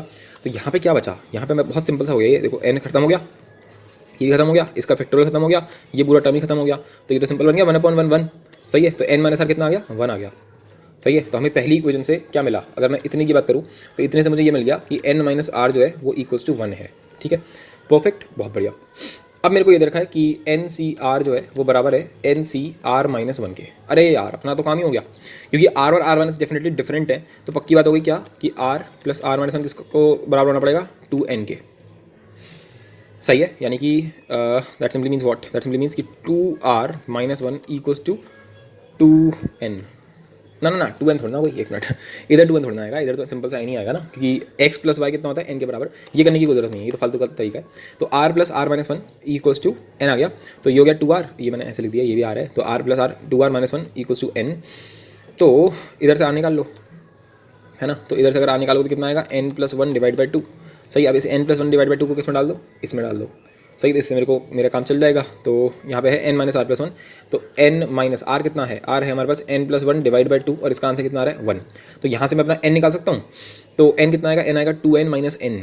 मैं मेंटली कैलकुलेट कर लेता हूँ, ये इधर जाएगा तो बन जाएगा टू एन माइनस एन, यानी कि एन, फिर n minus one, n minus one equals to two, यानी कि एन कितना आ गया, एन आ गया तुम्हारे पास थ्री। अगर एन थ्री आ गया तो आर कितना हो गया, थ्री प्लस वन यानी कि four, four by two equals to two. तो बस ये मेरा आंसर हो गया, एन कितना हो गया थ्री, आर कितना हो गया टू, है ना। तो ये हमारा सबसे बोरिंग जो सेट ऑफ क्वेश्चंस थे वो हम उससे गुजर चुके हैं। मेरे को इतनी खुशी हो रही है ना इस बात पे कि हमने, मतलब मेरे लिए ये सबसे बड़ी चीज़ थी कि मुझे इसमें से निकलना था, क्योंकि मेरे को लिटरली ये सब चीज़ें पढ़ाने में बिल्कुल मज़ा नहीं आता है। ठीक है, मतलब इस लेवल तक आ गया था मेरा, ऐसा हो गया था भाई ये किसी और से पढ़ लो ऐसा वाला, क्योंकि यार बहुत ही बोरिंग सी चीज़ थी। अब हमारा बहुत इंटरेस्टिंग सेक्शन आने वाला है, अब पूरा बाइनोमियल इंटरेस्टिंग है, इसके बाद हम पीएनसी भी करने वाले हैं। अब पीएनसी भी बहुत नज़दीक है ना, पीएनसी वाली चीज़ भी आने वाली है बहुत जल्दी, जो कि मज़ा आएगा, जिसमें डिवाइड, डिस्ट्रीब्यूट, बेगर्स मेथड और सर्कुलर परम्यूटेशन, ये सब चीज़ें जो हम लोगों ने छोड़ रखी हैं वो इसमें लगेंगी और मज़ा आएगा। फिर मल्टीनॉमियल थ्योरम को सब दिखाऊंगा तुम्हें कि कैसे वो यूज़ हो रहा है बेगर्स मेथड के साथ, और क्यों मैंने पीएनसी को रोक के रखा था थोड़ा सा। तो पीएनसी और बाइनोमियल थ्योरम का मिलन होने वाला है ना, महामिलन खैर, तो वो करेंगे, पहले इसको पढ़ते हैं। ये भी बहुत इंटरेस्टिंग चीज़ है। ठीक है, तो अब हम लोग स्टार्ट करने वाले हैं प्रॉपर्टीज ऑफ एनसीआर, मतलब स्टार्ट क्या करने वाले हैं, हम लोगों ने ऑलरेडी सारी पढ़ ली है। तो पहले तो जल्दी से नोटेशन वाला देख लो, सिंपल सा। एनसीआर क्या होता है भाई साहब, एन आर लंबा वाला bracket, n factorial upon r factorial, n minus are का फैक्टोरियल, फिर इसको हम शॉर्टकट में ऐसे लिखते हैं एग्जाम्पल के तौर पे 10C4 को हम कैसे लिखते हैं, 10 9 8 7 डिवाइड बाई 4 फैक्टोरियल। 29C7 होगा तो कैसे लिखोगे, 29 28 ऐसे करते करते 7 तक खोल दोगे और फिर 7 फैक्टोरियल, है ना, सिंपल। फिर ये वाली property n C r equals to n C n minus r, इसके कुछ रिजल्ट है कौन से, जैसे एन सी जीरो जो होगा वो किसके बराबर होगा, एन सी एन के, सही है, और वो किसके बराबर हो जाएगा, वन के। ठीक है, अच्छा अब इसमें ना एक और इंटरेस्टिंग चीज़ है जो क्वेश्चंस में काम में आ सकती है, कि तुम एन सी एन को लिख सकते हो n plus one C n plus one, अबे आंसर तो वन ही आना है। Similarly n plus two C n plus two, है ना, फिर n plus three C n plus three, वो तो तुम्हारा वन है। सही है, तो ये बड़ी इंटरेस्टिंग चीज़ बन सकती है कि आगे तक पूरी सीरीज खुल सकती है इन्फानाइट तक, n plus one C n plus one, फिर एन प्लस टू के लिए, फिर एन प्लस थ्री के लिए, फिर एन प्लस फोर के लिए, एन प्लस 10 के लिए, एन प्लस 500 के लिए, जितना तुम चाहो। सबका आंसर कितना आने वाला है, वन, तो सबके सब इक्वल होंगे। तो ये भी एक इंटरेस्टिंग ऑब्जर्वेशन यहाँ पे बन सकती है। फिर क्या मेरे पास n C one equals to n C n minus one, इसका आंसर कितना आता है, एन आता है। ठीक है, चलो अब क्या लिखा है, very useful in finishing NCR, in finding NCR, है ना। तो ये मैं बताया, जैसे मानो 50C47 को तुम्हें कोई दे देगा, और तो अगर तुम इसमें अपनी ट्रिक लगाते हो, ट्रिक क्या मतलब वही शॉर्टकट कि 50, है ना, 50 के सोचो तुम जरा 49 48 47 46, है ना, ऐसे करते करते तुम 47 टर्म्स लिखोगे और फिर डिवाइड भी करोगे, तो किससे, 47 के फैक्टोरियल से। पर इस जो ये प्रॉपर्टी थी उसने हमें बचा लिया, उसने हमारा क्या कर दिया, 50C47 कितना होगा, 50C3 के बराबर, और सी तो उसने हमारा ये आंसर दे दिया हमें, सिंपल सा। सिमिलरली अगर किसी ने बोल दिया 203 199, सोच के देखो अगर ये नहीं होता अपने पास कि एनसीआर जो होता है वो बराबर होता है एनसीएन माइनस आर के, तो कितनी दिक्कत हो जाती, सही है। तो ये इसने डेफिनेटली हमें कैलकुलेशन से बचा लिया, पहली चीज़।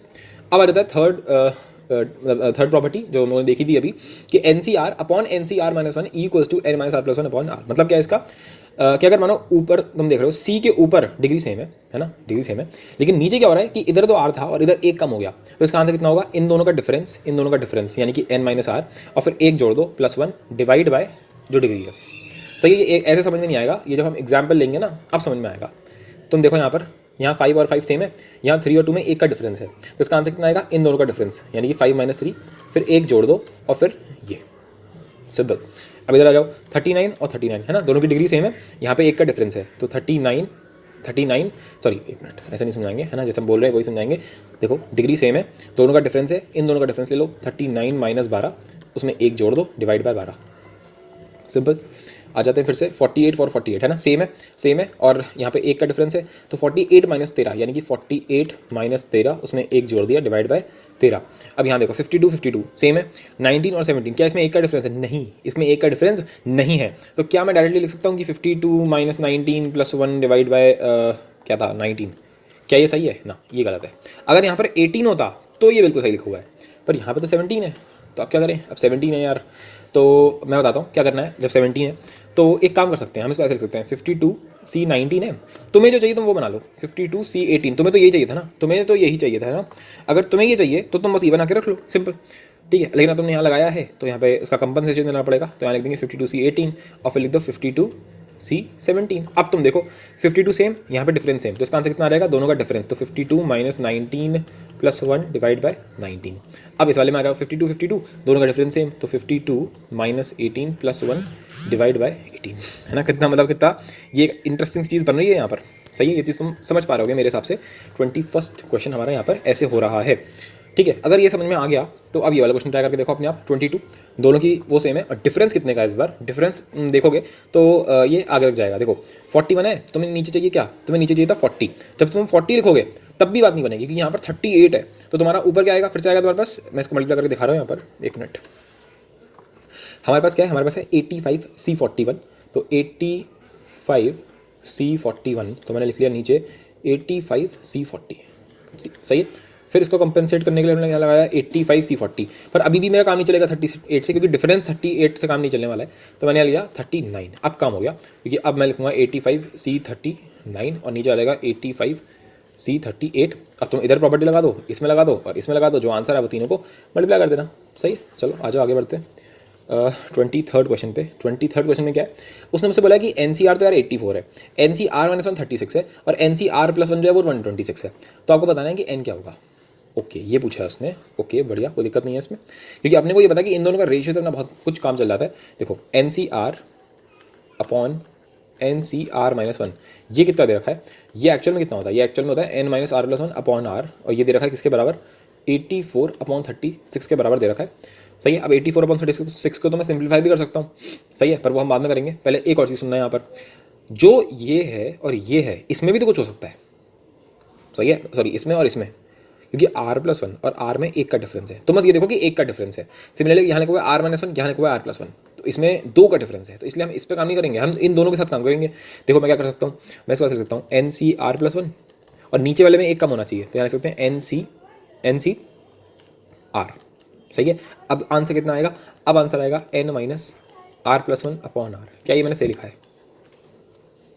वैसे तुम इसको डायरेक्टली भी समझ सकते हैं, पर मैं तुम्हें करके दिखा रहा हूँ जैसे कि तुम सेटिस्फाई हो। तो NCR लिखा हुआ है, तो इसको तुम सिंपल लिख सकते हैं N फैक्टोरियल, यहाँ लिखा हुआ है R फैक्टोरियल, यहाँ लिखा हुआ है N - R का फैक्टोरियल, फिर यहाँ पर रखा है N फैक्टोरियल, फिर से आ रहा है यहाँ पर R+1 का फैक्टोरियल, सही, और यहाँ पर रहेगा N - R - 1 का फैक्टोरियल।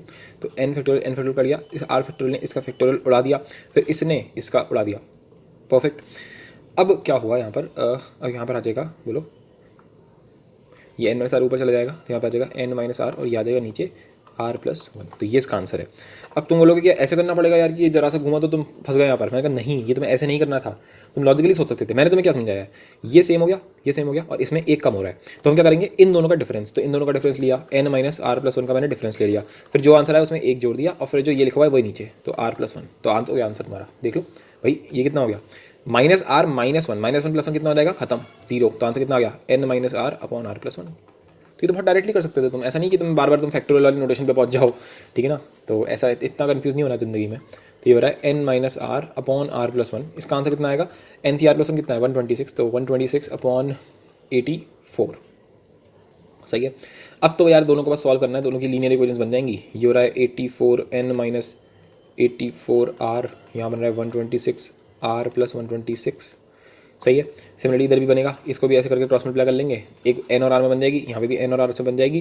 फिर तो तुम सॉल्व करना जानते ही होगे, है ना। अगर तुम्हारे सामने मैं ऐसे दूँ कि 2x + 3y = 5 है, और फिर तुम्हारे सामने लिख दूँ मान लो 5x - 7y = 4, इन दोनों का अगर तुम्हें सॉल्व करना है तो तुम कैसे सॉल्व करोगे इसको, क्या तरीका होगा सॉल्व करने का। इन दोनों को सॉल्व करने का सिंपल तरीका क्या है, क्रॉस मल्टीप्लाई कर लो। मतलब यहाँ पे लिखा है तुम्हें किसी एक को एलिमिनेट करना है, तो इसको 5 से कर लो, इसको 2 से मल्टीप्लाई कर लोगे, तो 5 × 2 कितना हो जाएगा, 10 हो जाएगा, और यहाँ पे 2 × 5 कितना हो जाएगा, 10, बाकी सब भी होंगे, मतलब ऑब्वियसली हो जाएगा 15, ये हो जाएगा 25, है ना, ये हो जाएगा 14, ये हो जाएगा 8, जो भी है, और फिर दोनों को माइनस कर लोगे तो 10x और 10x कट जाएगा, तो इससे तुम्हें y मिल जाएगा, है ना। ये मेथड यूज़ करके तुम यहाँ पे भी अप्लाई कर सकते हो, पर मैं एडवाइस नहीं करूँगा कि तुम उसको पूरा सॉल्व करने बैठ जाओ, बस मैं तो तुम्हें ये टाइप ऑफ क्वेश्चन दिखाना था कि कैसे हो सकता है।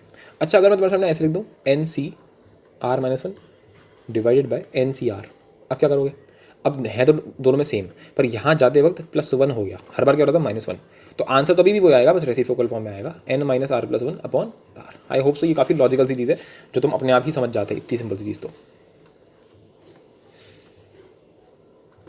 अब ज़रा ये वाला क्वेश्चन देखते हैं, ठीक है। ये देखने में लग रहा है अच्छा सा क्वेश्चन, पर तुम देख पा रहे हो ये बहुत ही वाहियात सिंपल बच्चों वाला क्वेश्चन है। कैसे 2020 यहाँ एक कम, 2020 यहाँ एक कम, 2020 यहाँ एक कम, एंड सो ऑन टिल 2020 यहाँ पे एक कम। तो यानी कि हर जगह पे हमारा वही घिसा बेटा फॉर्मूला यूज़ हो रहा है। ओके, पर उससे पहले हम अगर इसका जनरल टर्म बनाने की सोचेंगे, मान लो हमने ऐसे किया, सिग्मा बना करके यहाँ लिख दिया 20CR, सही है, और नीचे क्या लिख दिया, नीचे लिख दिया 20CR-1, है ना। सीधे जनरल टर्म बना लो, राइट। ज़्यादा जल्दी हो जाएगा, है ना। पूरा एक एक के लिए तुम अलग से लगाओगे, ज़्यादा टाइम वेस्ट करोगे फिर तुम, ठीक है। अब R=1 से लेकर के कहाँ तक जा रहा है ये 20 तक, तो यहाँ लिख देंगे 20, और फिर यहाँ पे क्या आ रहा है, यहाँ पे आ रहा है R। जब तुम 1 डालोगे तो देखो क्या आ रहा है 20C1, यहाँ तो सिंपल सा 1 हो जाएगा, तो सिंपल खत्म हो गया ये तो 20C1 अपॉन 20C0 ये बन रहा है। अगर मान लो मुझे ये वाला चाहिए तो उसके मुझे R को क्या डालना पड़ेगा 3, तो 3 20C3 डिवाइड बाई 20C2, तो हमारा एकदम सही बना है, जो हमने बनाया है जनरल टर्म वो एकदम सही बना है। अब मुझे पता है कि ये तो मेरे को सॉल्व करना पहले से आता है। इसका आंसर कितना आएगा 20 माइनस आर, फिर एक जोड़ दो एंड डिवाइड बाय आर, यही तो आएगा, यही तो आएगा, बिल्कुल। हटा दो इसको, हट गया, आर और आर खत्म, राइट। अब इन दोनों का सिग्मा ले लो सिंपल सा, तो सिग्मा 20 भी को लेने हैं, एक मिनट, ये तो 20 + 1 है तो 21 माइनस आर हो गया। ये सब मिला जुला के बता रहा हूँ तुमको, सब मिला जुला करके ये बन रहा है 21 माइनस आर। तो ये हो रहा है सिग्मा 21 और यहाँ हो रहा है सिग्मा आर, सही है। सिग्मा 21 कितना हो जाएगा 21 × 20, क्योंकि 20 टर्म्स है ना, ये 1 से लेकर के 20 तक जा रहा है, तो 21 20 बार जोड़ रहे हो तो 21 × 20 माइनस सिग्मा आर, तो सिग्मा आर कितना हो जाएगा n × n+1 डिवाइड बाई 2। अब यहाँ पर n कितना है 20, तो 20 × 21 डिवाइड बाई 2, तो ओवरऑल आंसर कितना हो जाएगा 20 × 21 डिवाइड बाई 2, यानी कि 10 × 21 यानी कि 210 इज द फाइनल आंसर। ये सब मैं इसलिए इतनी जल्दी कर पा रहा हूँ क्योंकि मेरे को सीक्वेंस सीरीज बड़े अच्छे से आता है ना। अगर मेरे को सीक्वेंस सीरीज नहीं आ रहा होता तो मेरा यहाँ पे काम अटक जाता कि मैंने ये किया कैसे, सही है ना। तो आई होप सो तुम्हें सीक्वेंस सीरीज आता होगा। अच्छा, अगर कोई एक मिनट, ये तो हो गया। इससे जो प्रीवियस वाला क्वेश्चन था, आई होप सो अगर तुमने उसका आंसर निकाला होगा रुक करके, तो तुम्हारा आंसर n का आ गया होगा 9, है ना। मुझे लग रहा है मैंने उसका शायद आंसर तुम्हें दिया नहीं था ना, मैंने तुम्हें आंसर बताया नहीं था कि इसका आंसर कितना आएगा। तो इसका आंसर जब तुम निकालोगे तो n का आंसर आएगा 9 और r का आंसर आएगा 3, सही है। और अगर तुम इक्वेशंस बनाओगे तो इक्वेशंस बनेंगी कुछ इस तरीके से, 5r - 2n = -3, और दूसरी बनेगी 10r - 4n, और यहाँ जाएगा -6। तो सॉल्व करने का बहुत ही सिंपल सा तरीका है। एक मिनट। तो पहली इक्वेशन ये बनी होगी जिसका तुमने डबल किया होगा जहाँ तक है। दूसरी तुमने बनाई होगी तो बनी होगी 10r - 3n = 3, सही है। अब क्या करना है, अब इन दोनों को माइनस कर लो, साथ साथ दिख रहा है इधर 10r है इधर भी 10r है, इसलिए तो 2 से मल्टीप्लाई किया इसको, जैसे कि 5r का 10r बन जाए। जब दोनों को माइनस करोगे तो तुम्हें दिख रहा है साफ साफ कि n 9 पे सेटिस्फाई हो रहा है और r 3 पे। चलो ठीक है। अच्छा, ये हम लोगों ने सिग्मा वाला किया था, तो एक काम करता हूँ मैं, सिग्मा वाला कुछ और ढूंढता हूँ, और कुछ अच्छा सिग्मा पे मिल जाए ना तो मज़ा आएगा तुम्हें भी और मुझे भी, क्योंकि सिग्मा वाले क्वेश्चन अच्छे होते हैं, इंटरेस्टिंग होते हैं। तो एक क्वेश्चन है मेरे पास, क्वेश्चन ये है कि अगर ए एन जो है वो बराबर है इसके सिग्मा r = 0 से लेकर के n तक, और बोला गया है 1/NCR, अगर ये जो चीज़ है ये बराबर है ए एन के, तो तुम्हें बताना है कि सिग्मा r = 0 n तक, फिर ले रखा है r/NCR, इसकी वैल्यू कितनी होगी? बोलो क्या लगता है कैसे होगा ये वाला?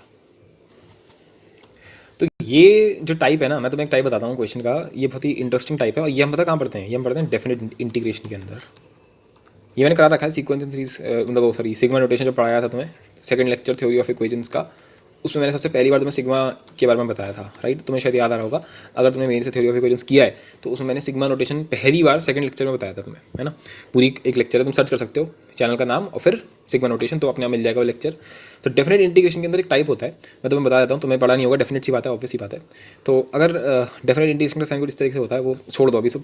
अगर कभी कुछ इस टाइप का मिल जाता है, जैसे यहाँ लिखा हुआ मानो x, और यहाँ पे कुछ भी लिखा है, मानो कुछ भी लिखा हुआ है, चलो मान लेते हैं उल्टा सीधा कुछ भी हो सकता है, साइन स्क्वायर x मान लेते हैं, और यहाँ लिखा हुआ है dx। मुझे पता है तुम्हें कुछ समझ में नहीं आ रहा होगा, पॉइंट से इतना सा होता है, जब मेरे को ये x यहाँ से हटाना होता है, जब मेरे को ये x यहाँ से हटाना होता है, तो यहाँ होता है a, यहाँ होता है b, है ना। अगर तुमने फिजिक्स में थोड़ा बहुत पढ़ा हो डेफिनेट इंटीग्रेशन, तो लिमिट होती है, ये एक साइन होता है, उसमें लिखा होता है a से b तक, तो हम x की जगह पे लिख देते हैं a + b - x, तो ये x हट जाता है। वहाँ पे मैं पढ़ाऊंगा ये चीज़ कि रिमूवेबल ऑफ x कहते हैं इस टॉपिक को, पर सिग्मा में कोई नहीं पढ़ाता ये सब, और मैं इसको पढ़ाऊंगा, पर ये भी मैं पता कब पढ़ाऊंगा, ये मैं डेफिनेट इंटीग्रेशन में ही पढ़ाऊंगा, क्योंकि वहाँ पर फायदा ये होगा कि वहाँ पे तुम्हें वो चीज़ वहीं पड़ी होगी तो तुम ज़्यादा फायदे में रहोगे।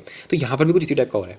देख के देखो, अगर ये आर यहाँ पे नहीं होता तो तुमसे ज़्यादा खुश आदमी कोई होता ही नहीं दुनिया में। क्यों? देखो यहाँ पे लिखा हुआ है क्या, यहाँ पे आर लिखा हुआ है। अगर यहाँ पे आर ना करके वन होता तो तुम्हें वन तो यहाँ लिखा हुआ लिखा हुआ, देखो ना, सिग्मा वन अपॉन एन सी आर। ये तो पहले बोल दिया कि ए एन के बराबर है ये। अगर यहाँ पे वन होगा तो मैं क्या आंसर दूंगा इसका, ए एन इज आंसर। सही है, पर यहाँ तो वन है ही नहीं, यहाँ तो आर है। यानी कि मेरे दिमाग में चल रहा है रिमूवेबल, रिमूव आर। किसी तरह बस आर को हटाओ यार, मतलब इस आर को बाहर निकालो या कुछ ऐसा मैनिपुलेशन करो कि आर हट जाए। तो कभी भी अगर ऐसा हो जाए तो वो प्रॉपर्टी याद करो जो मैंने सिग्मा में बताई थी। सिग्मा मैंने तुम्हें एक प्रॉपर्टी बताई थी इस टाइप से कि अगर आर जो है मान लो वो ए से बी तक है और कोई फंक्शन दे रखा है तुम्हें, मान लो एफ आर है और आर जो है वो ए से बी तक है, तो इसको हम लिख सकते हैं सिग्मा के अंदर आर इक्वल्स टू ए से बी तक ही रहने दो। अंदर हम ऐसे लिख सकते हैं इसको ए प्लस बी माइनस आर। ये सेम चीज़ डेफिनेट इंटीग्रेशन से कॉपी करी गई है। डेफिनेट इंटीग्रेशन में भी यही होता है। तो ये जो प्रॉपर्टी हमने सिग्मा में पढ़ी थी उसका एक बहुत ही बड़ा एप्लीकेशन हमें इसमें मिल रहा है, तो वो हम यहाँ अप्लाई कर सकते हैं। ठीक है, क्योंकि इसका तो सबसे बड़ा फायदा होता है, ये जो प्रॉपर्टी है ये मैंने सिग्मा वाली वीडियो में भी नहीं बताई है क्योंकि वहाँ तुम बहुत बच्चे थे यार। थ्योरी ऑफ इक्वेशंस में तुम्हारा वो सेकंड लेक्चर है, समझ रहे हो ना, सेकंड लेक्चर। मतलब तब तुम 11th क्लास में घुसे हो तो तुम इतनी मतलब इतनी अच्छी अच्छी चीज़ें तुम समझ नहीं पाओगे एकदम से, तो इसलिए मैंने वहाँ से ये सब चीज़ें नहीं बताई हैं। पर यहाँ पर अगर तुम देखोगे तो इसको तुम ऐसे याद कर सकते हो, रिमूवेबल निकल रहा है बार बार मुँह से, हेल्प्स इन रिमूविंग एक्स क्या है, यहाँ तो आर है, चलो रिमूविंग आर है ना, कि अगर मुझे किसी एक्सप्रेशन से इस आर को हटाना होगा तो मैं ये यूज़ करता हूँ। ओके, तो अगर मैं ऐसे यहाँ पे यूज़ कर दूँ, यहाँ पे सेम चीज़ यहाँ पे यूज़ कर रहा हूँ मैं यहाँ पर, तो मेरे पास यहाँ पर क्या है, तो अगर तुम यहाँ पे सेम चीज़ यूज़ करते हो तो क्या बनेगा, देखो यहाँ पर हमारा जो लिमिट है वो है आर इक्वल टू 0 से लेकर के एन तक। तो जहाँ जहाँ पर आर हो, जहाँ पर आर हो उसकी जगह पे क्या करेंगे, ए प्लस बी माइनस आर। समझ में आ रहा है? जब सिंपल सा आर था तो उसको मैंने रिप्लेस किससे किया था, ए प्लस बी माइनस आर। अब ये ए क्या है, ए यहाँ पर हमारा है 0 और बी क्या है एन, तो एन प्लस 0 कितना हो गया एन, फिर एन माइनस आर, तो आर की जगह पे लिख दो एन माइनस आर। ठीक है, एन सी, अब आर की जगह क्या लिख देंगे एन माइनस आर। सही है, परफेक्ट, ओके, ये चीज़ बन गई, ये बन गया। अब देखो अब क्या कर सकते हैं हम लोग, तो अब एन सी एन माइनस आर तो कितना होता है, एन सी आर ही होता है, तो ये बन गया n minus r upon n सी आर। यहाँ पे आ गया सिग्मा आर इक्वल्स टू 0 से लेकर के एन तक। सही है, परफेक्ट। अब जरा मेरी चीज़ सुनना, अब यहाँ पे दूसरा स्टेप है, इसको हम बोलेंगे, ये जो हमारे पास, सॉरी ये जो मेरे पास आंसर था, ये जो चीज़ थी जो मुझे निकालनी है, इसको मैं बोलता हूँ आई। क्या बोल देता हूँ, आई।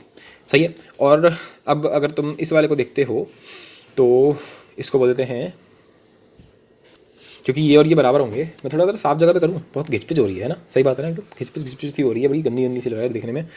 तेरा कुछ साफ़ सुथरी जगह पे करता हूँ सेम चीज़ को, कहीं मिल जाए जगह।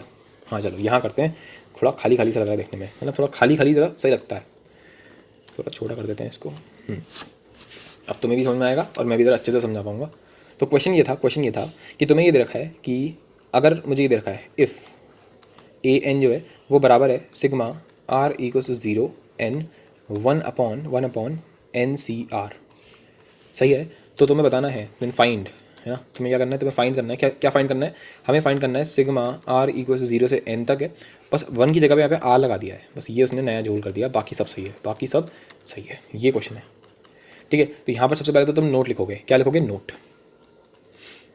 में क्या लिखेंगे हम सबसे पहले भैया, नोट में हम ये लिखेंगे कि कभी भी अगर ऐसा हो कि तुम्हारे दिमाग में आ रहा है यार इसको किसी तरह बस मैं एक्स रिमूव कर दूँ, रिमूव एक्स। ठीक है, एक्स है या फिर आर है जो मुझे यहाँ पे दिख रहा है कि मैं इस आर को रिमूव करना है, इस आर को अगर मैं रिमूव कर दूंगा तो 1 अपॉन एन सी आर बन जाएगा, उसको हम ए एन बोल रहे हैं यहाँ पर। सही है, तो जब भी ऐसा हो तो वो प्रॉपर्टी याद करो, कौन सी वाली, ये वाली, सिग्मा आर इक्वल्स टू ए से बी तक अगर है तो एफ आर को हम डायरेक्टली किसके बराबर लिख सकते हैं, सिग्मा के अंदर आर इक्वल्स टू ए से बी तक, एफ के अंदर ए प्लस बी माइनस आर। बल्कि अगर तुम्हें याद हो तो मैंने इसके ऊपर बेस करके तुम्हें क्वेश्चन भी कराए थे वहाँ पर, तो जब मैंने उस वीडियो में सेकंड वीडियो में जो क्वेश्चंस कराए थे तो मैंने हर एक क्वेश्चन में यही किया था, क्योंकि ये दोनों बराबर हैं तो अगर मैं इसको भी आई मान लूँ, सही है, और इसको भी आई मान लूँ और दोनों को जोड़ दूँ, अगर मैं दोनों को जोड़ दूँगा तो रिजल्ट तो सही नहीं आएगा। चलो अब मैं इसके हेल्प से समझाता हूँ यहाँ पर, ये नोट वाले ज़रूर लिख लेना अपने, जहाँ पर भी अगर तुम कुछ लिख रहे हो जो भी है। सही है, अब इसका सॉल्यूशन देते हैं तुमको। तो हमारे पास क्या है, हमारे पास है सिग्मा आर एन सी आर, और आर जो है वो 0 से लेकर के एन तक जा रहा है, तो मैंने लिख दिया a plus b minus r, r equals to 0 से लेकर के एन तक, यहाँ पे आ गया n minus r upon n सी एन माइनस आर, जिसकी वजह से यहाँ पे क्या गया, एन माइनस आर कहाँ से आ रहा है, ए प्लस बी माइनस आर होता है वैसे तो ए प्लस बी कितना हो गया, ए 0, यहाँ पर एन और माइनस आर, इसकी वजह से मेरे पास आ रहा है एन माइनस आर। सही है, ये जो साइन होता है ना, ये उल्टा वाला ट्राइंगल जैसा, इसका मतलब होता है इसकी वजह से, ये मतलब है इसका। जैसे देयरफॉर होता है ना, देयरफॉर मतलब होता है ये, और ये वाला जो साइन होता है इसका मतलब होता है इसकी वजह से। चलो, मतलब तुम किसी कंडीशन को एक्सप्लेन कर रहे हो, बस ये वाली बात है। तो ये हो गया r इक्वल्स टू 0 से लेकर के n तक, यहाँ पे आ गया n minus r upon n सी आर। ठीक है, अब मैंने इसको क्या बोल दिया, i, और अगर मैंने इसको i बोला तो ये भी ऑटोमेटिकली अपने आप क्या हो गया, i हो गया। अब मैंने इन दोनों आइस को जोड़ रहा हूँ तो यहाँ हो गया 2i, अगर तुम दोनों आइस को जोड़ रहे हो। पर LHS और RHS जब जोड़ेंगे तो क्या आएगा यहाँ पे आएगा सिग्मा के अंदर r अपॉन एन सी आर, यहाँ पे आ गया r इक्वल टू 0 से लेकर के n तक। फिर दूसरा वाला बंदा कौन सा है, दूसरा मेरे पास है फिर से वही लिमिट है 0 से लेकर के n तक है, और इधर है n माइनस आर, है ना, n माइनस आर है, और नीचे फिर से वही है एन सी आर। तो अब मैं सिग्मा को कॉमन ले सकता हूँ, सिग्मा को कॉमन लेते हैं अंदर क्या बच गया, आर एन सी आर, प्लस में क्या आ रहा है n minus r upon n सी आर। सही है, बिल्कुल परफेक्ट। तो इसकी वजह से मेरे पास क्या आ जाएगा, सिग्मा, सिग्मा में क्या आएगा यहाँ पर, नीचे तो NCR हो गया, ऊपर क्या हो गया r plus n minus r, तो r और r कट गया, यहाँ पे आ गया n। अब n तो एक कांस्टेंट है भाई, n तो एक कांस्टेंट है ना r के लिमिट के लिए, तो हमने इस n को बाहर निकाल लिया, इस n को मैंने बाहर निकाल लिया, तो ये बन गया r इक्वल टू 0 से लेकर के n तक, यहाँ पर आ गया 1। अब ज़रा इसको ज़रा ध्यान से देखो, ये क्या है, तुम इसको जानते हो क्या है ये, अरे यही तो an है जो क्वेश्चन वाले ने मुझे पहले ही दे दिया है। ये 2i जो है ये किसके बराबर है, n इंटू an के, तो i जो है वो किसके बराबर है, n into an divided by 2, that is the final answer of my question. सही है, तो ये तुम बहुत बढ़िया, तुम्हें वो मिल गया पॉइंट कि कभी भी अगर ऐसा हो जाए कि तुम्हें ये आर हटाना है, तुमने देखा हमने कितने प्यार से आर हटाया, कितने प्यार से हमने इस वाले आर को बाहर निकाल दिया, हटा दिया इसको, क्योंकि हमारे पास क्या था, हमारे पास तो 1 अपॉन NCR था, क्वेश्चन वाले ने मुझे r अपॉन NCR दे दिया था, तो आर को हटाने के लिए मैंने इतनी मेहनत करी है। ठीक है, तो इस मैनिपुलेशन को याद कर लो, और वैसे तो टेंशन मतलब ये सब चीज़ें मैं वहाँ पे भी करूँगा, कहाँ पर जो हमारा डेफिनेट इंटीग्रेशन है ना, वहाँ पे एज अ टाइप कराया जाता है ये, मतलब हर कोई तो नहीं कराता है, ये भी मैं तुम्हें लिख के दे रहा हूँ, कोई नहीं कराता, कोई, मैं क्या हर कोई क्या बोल रहा हूँ, कोई नहीं कराता रियलिटी में, मतलब मैंने ये वहाँ पे वो किया है कि रिमूवेबल ऑफ एक्स, रिमूव अगर कभी करना हो एक्स को, तो ये वाली प्रॉपर्टी यूज़ बहुत आती है ना। ये मैंने क्वेश्चंस को जब एनालाइज किया तो मुझे रियलाइज़ हुआ कि हाँ यार ये बहुत काम में आ रही है, तो इसको एज अ टाइप पढ़ाया जाए। सही है, तो सिग्मा वाले के लिए काफ़ी है ना। चलो अब आगे बनते हैं प्रॉपर्टीज़ के साथ, वरना बहुत टाइम लग जाएगा, है ना। चलो, तो फोर्थ में क्या रहा है, n c x equals to n c y जब भी होता है तो हम बोलते हैं कि या तो एक्स इक्वल्स टू वाई हो जाए या फिर x plus y equals to n हो जाए, है ना। तो हमें ये पता है, इसमें क्या नहीं बात है, कुछ नहीं है। फिर क्या है, अच्छा इसके बाद भी कोई क्वेश्चन करा दिया जाए क्या, चलो ये करा देते हैं। 15c 3r equals to 15c r plus 3, तो बताओ RC2 ये कितना होगा, ये पूछा है।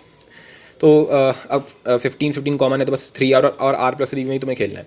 तो क्या हो सकता है, या तो 3r जो है वो r प्लस 3 के बराबर हो जाए, या फिर क्या हो सकता है कि इन दोनों का जो सम है, सम मतलब कि 3r प्लस r प्लस 3 ये बराबर हो जाए n के, n क्या है 15।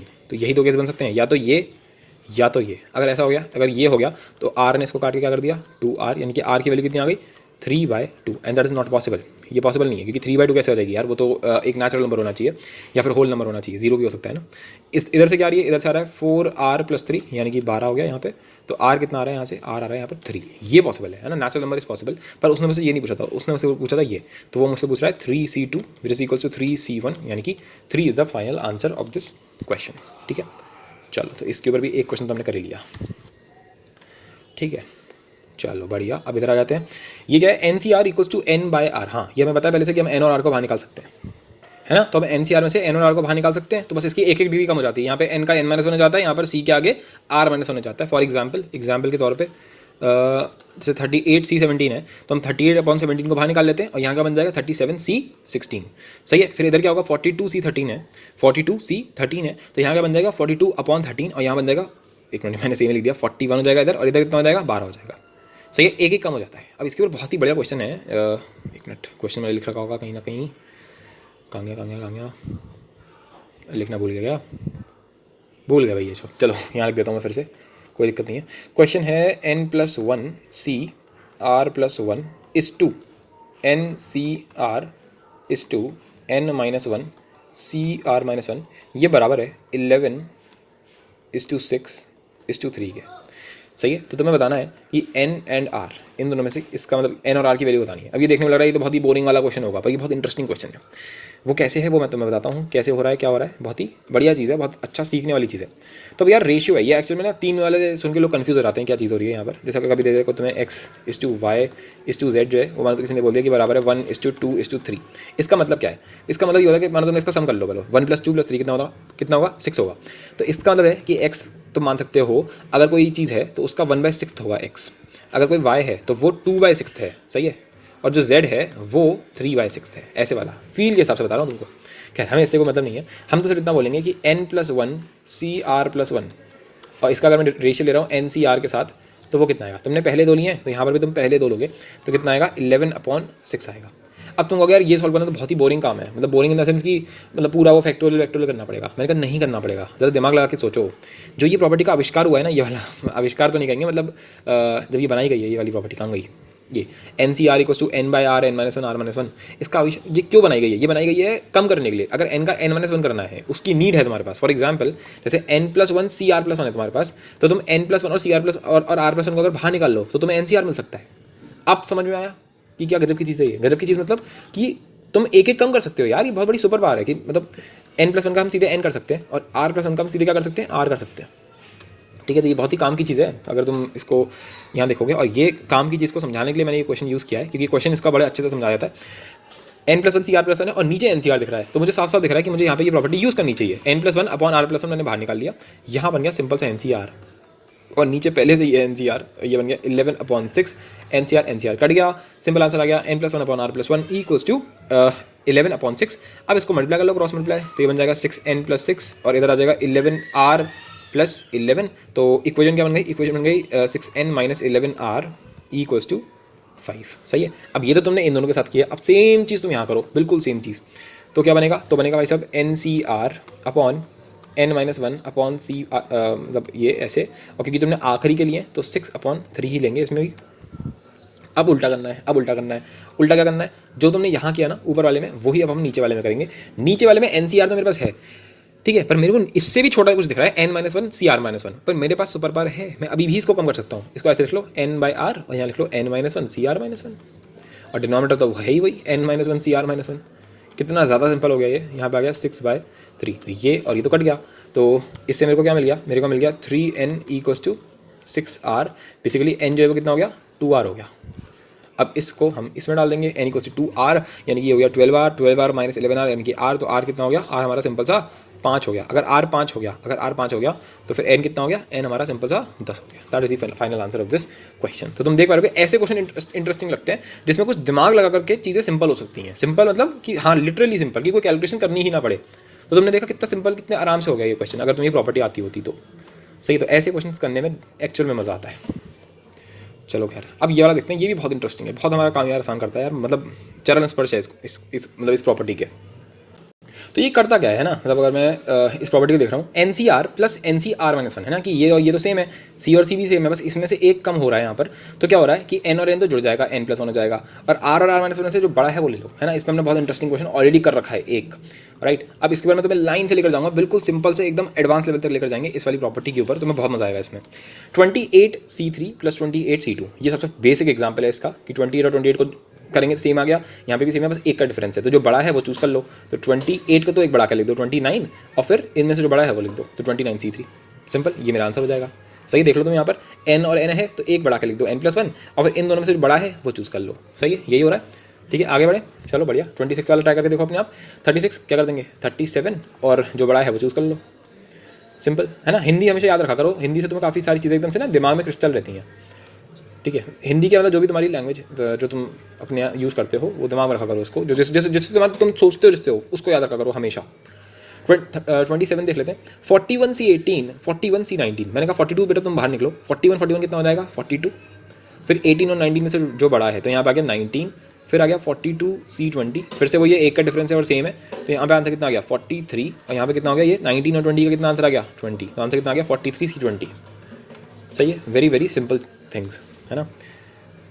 चलो बढ़िया, अब इधर देख लेते हैं 36C29 + 2 टाइम्स 36C30 + 35C31। अब यहाँ थोड़ा अजीब सा लग रहा है क्योंकि 2 टाइम्स आ गया यहाँ पर के, है ना। तो ऐसी कोई डरने वाली बात है नहीं, टू बी ऑनेस्ट। ऐसे सोचना इसको, अपने को तो 36 दिख रहा है, 36C29, इसके साथ तुम्हें क्या चाहिए, मुझे तो यार ये चाहिए 36C30, तो वो तुम्हें दो बार दे रखा है तो उसको तोड़ के लिया, यहाँ बन गया 36C30, क्या दिक्कत है, कोई दिक्कत तो नहीं है इसमें। और ये बन रहा है 35C31, ओके बढ़िया, कोई दिक्कत नहीं है ऐसी, है ना, ऐसी कोई इतनी इसमें महान दिक्कत नहीं है। और एक मिनट, मुझे ये लग रहा है ये 36 ही होगा यहाँ पे 36 हो जाएगा। अब 36C29 प्लस 36C30, तो फिर से वही एक का डिफरेंस है और यहाँ पे सेम है, तो ये बन गया 37 है ना, 37, और यहाँ पर क्या आ गया 37 है, 37 और C जो बड़ा है वो चुन लो, तो 37C30 आ गया। सही है। अब जरा इस वाले को देखते हैं, तो इस वाले में क्या हो रहा है 36 कितना हो गया 37C, 31 कितना हो गया 31। अब इन दोनों को देखो एज अ पेयर, तो जब इन दोनों का एज अ पेयर देखोगे तो क्या बन रहा है 37C30 और 37C31, तो 37 का एक बढ़ा दो, लग जाएगा 38 और 30 और 31 का क्या बन जाएगा 31। तो ये मेरा फाइनल आंसर हो गया। सही है, चलो बढ़िया।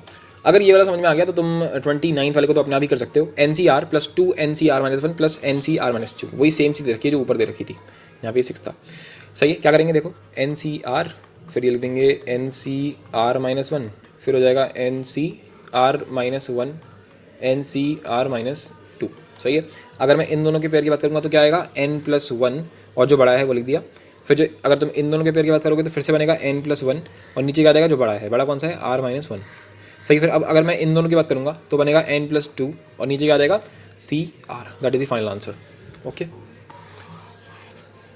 चलो भाई साहब 29 भी हो गया। अब 30th क्वेश्चन देखते हैं। 30th फिर से सिग्मा वाला है और सिग्मा वाले क्वेश्चन बड़े इंटरेस्टिंग होते हैं, तुमने देख लिया होगा अभी तक तो ठीक है जी। तो हमें देखा है इफ सिग्मा i = 1 से लेकर के 20, फिर बोला है 20ci-1 और ये कुछ दे रखा है। पर ये चीज़ देखो ना, ये तो अपना मतलब ये तो उसने प्रूफ वही दे दिया, सीधे सीधे प्रॉपर्टी लिख के दे दी उसने।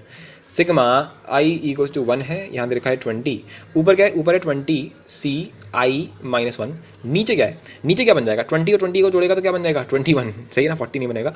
और i और i-1 में से जो बड़ा है यानी कि i। सही है, तो यही बनेगा, यही बनेगा। और इसका क्यूब ये दे रखा है किसके बराबर, k/21 के बराबर दे रखा है ये। ओके, तो मुझसे पूछा है k कितना होगा। ओके, तो मेन प्रोसेस तो हम लोगों ने कर लिया इसका। अब इसके बाद मुझे लग रहा है कैलकुलेशन ही बचती है इसमें, और क्या बचेगा। लेट मी थिंक, 20 है और i-1 है, तो हाँ यही होगा इसमें। ऊपर बन रहा है 20 का फैक्टोरियल, नीचे हो जाएगा ये 20 - i और यहाँ जाएगा +1, तो यहाँ सीधे लिख दे रहे हैं 21, तो यहाँ जाएगा 21i, 21 - i का फैक्टोरियल, फिर क्या आएगा, फिर आएगा i-1 इसका फैक्टोरियल।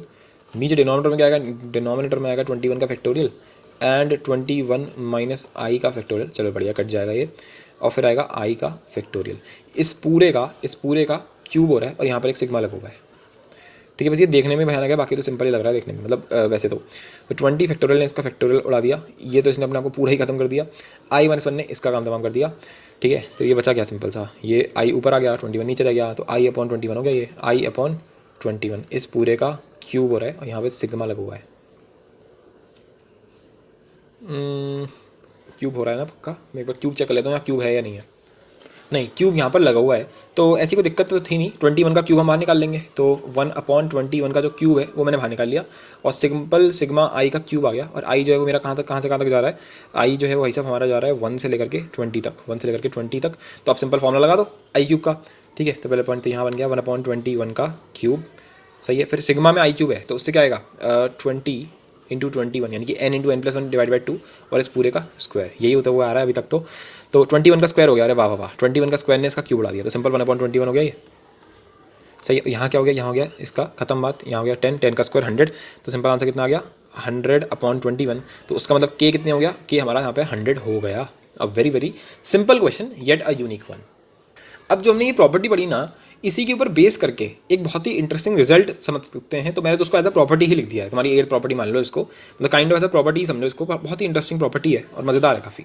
तो इसको देखो ज़रा ध्यान से, k(ck + k+1ck + k2 plus sorry है ना, मतलब मैं तुम्हें दिखाता हूँ लिखा हुआ कैसे मिलेगा ये तुम्हें, कुछ इस टाइप से, कुछ इस टाइप की चीज़ देखने को मिलेगी। 2c2 + 3c2 + 4c2 + 5c2 ऐसे करते करते 49c2 या 81c2 जहाँ तक तुम्हें जाना जा सकते हो।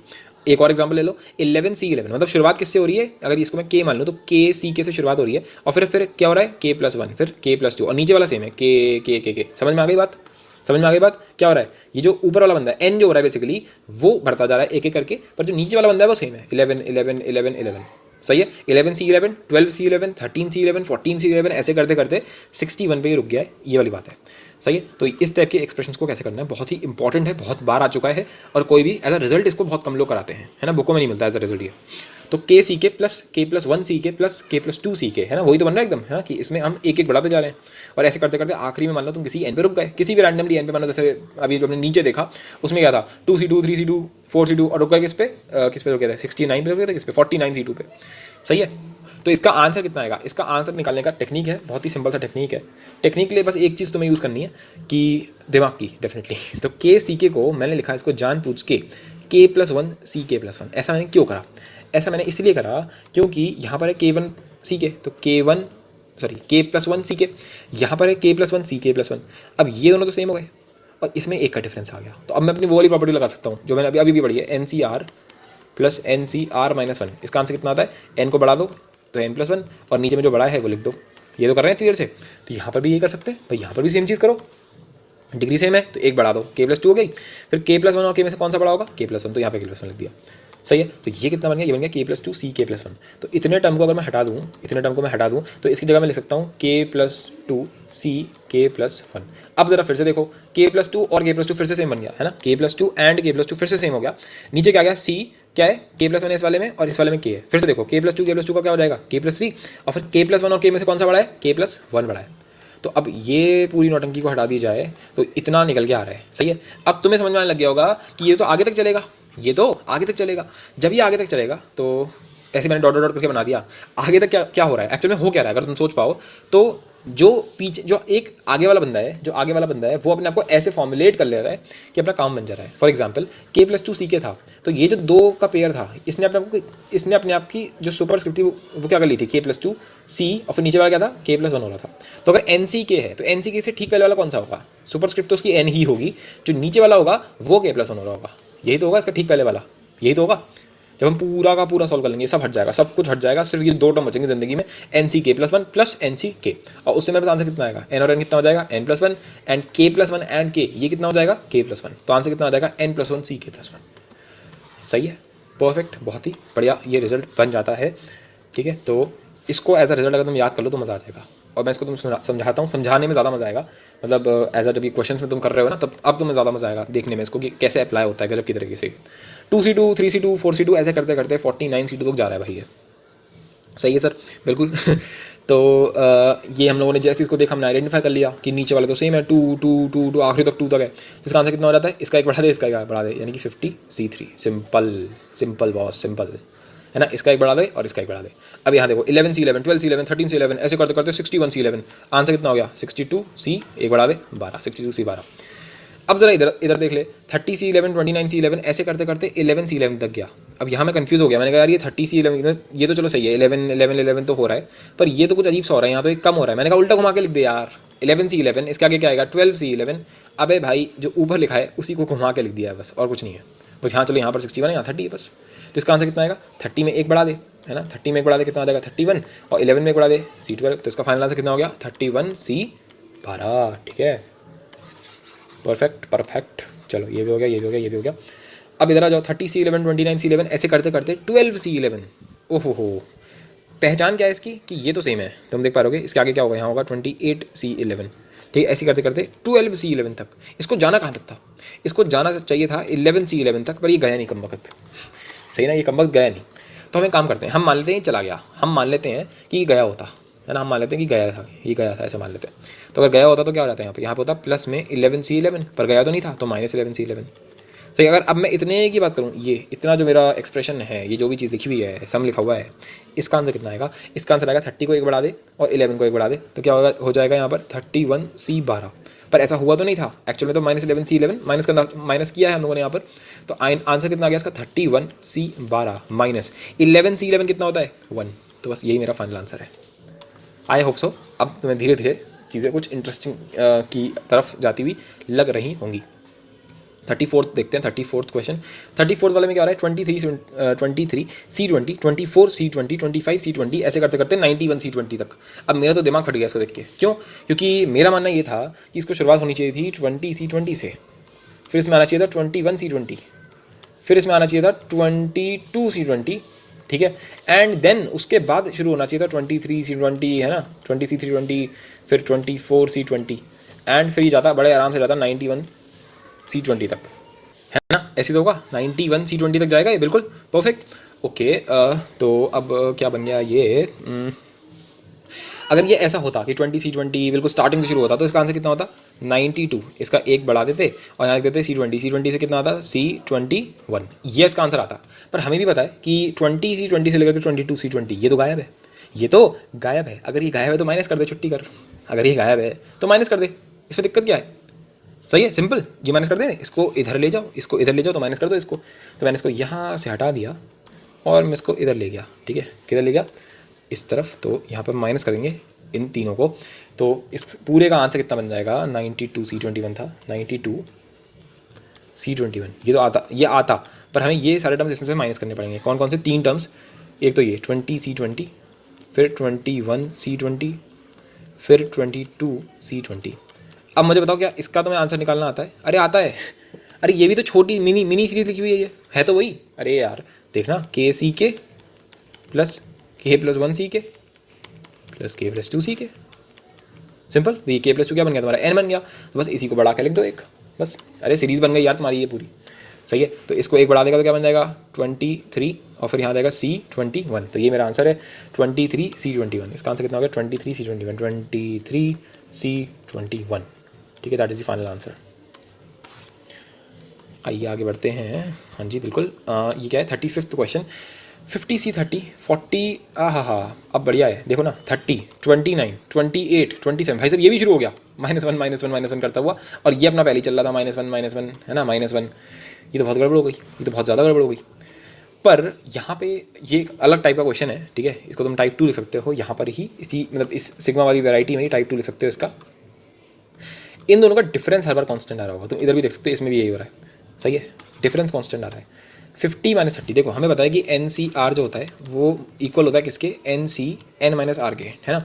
तो 50C30 को मैं ऐसे भी तो लिख सकता हूँ 50C20, फिर 49 C29 को मैं ऐसे भी तो लिख सकता हूँ, फिर 48 C28 को लिख सकता हूँ 20, क्योंकि डिफरेंस है ना भाई। N - R 48 - 28 कितना है? 20 आ रहा है यहाँ पर। फिर 49 - 29 20, ये लिखा ना, N - R करते हैं ना, तो वही करा है यहाँ पर।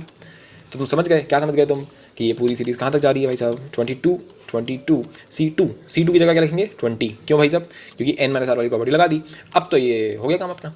काम हो गया नहीं हो गया? अभी भी काम नहीं हुआ। क्यों नहीं हुआ? क्योंकि यार इसको जाना चाहिए था कहाँ तक? इसको जाना चाहिए था 20C20 तक, यानी कि इसके पास यहाँ पर 2 टर्म्स और होने चाहिए थे, 21C20 एंड 20C20, पर इसके पास है नहीं वो टर्म्स। तो हमने ऐड करके सबट्रैक्ट कर दिया 21C20, ठीक है, एंड -20C20। तो ये क्या बन गया? ये, ठीक है, ये इतने का आंसर कितना आ गया? 50 का एक बढ़ा दे और 20 का एक बढ़ा दे तो कितना आ जाएगा 51C21, इतना तो ये हो गया। तो 51C21 जो हमने ऊपर किया वही कर रहे हैं, सेम टू सेम 51C21। अब ये इसमें से माइनस कर दो। अब ज़रा इसको ध्यान से देखो, ये तो वही, ये भी तो पूरी सीक्वेंस ही लिखा हुआ है, KCK और K+1CK। तो इसका एक बढ़ा दे और इसका एक बढ़ा दे, तो 51C21 माइनस 22C21, सही है। 35th क्वेश्चन भी हमारा हो गया है। 35 से ज़्यादा करें हम लोगों ने, और भी 2-3 क्वेश्चन एक्स्ट्रा अलग से ले लिए थे। 45C35 प्लस 44C34, ऐसे करते करते 12C2 तक जा रहा है। डिफरेंस देखो भाई साहब, डिफरेंस बोलता है मुंह से अपने, डिफरेंस तुम देखोगे 10 आ रहा है डिफरेंस। तो ये हो गया 45C10, फिर 44C10, है ना, और ऐसे करते करते ये आगे तक जाएगा 12C10 तक, सही। इसको जाना कहाँ तक चाहिए था? 11C10 और 10C10 तक, पर ये गया नहीं कम वक्त।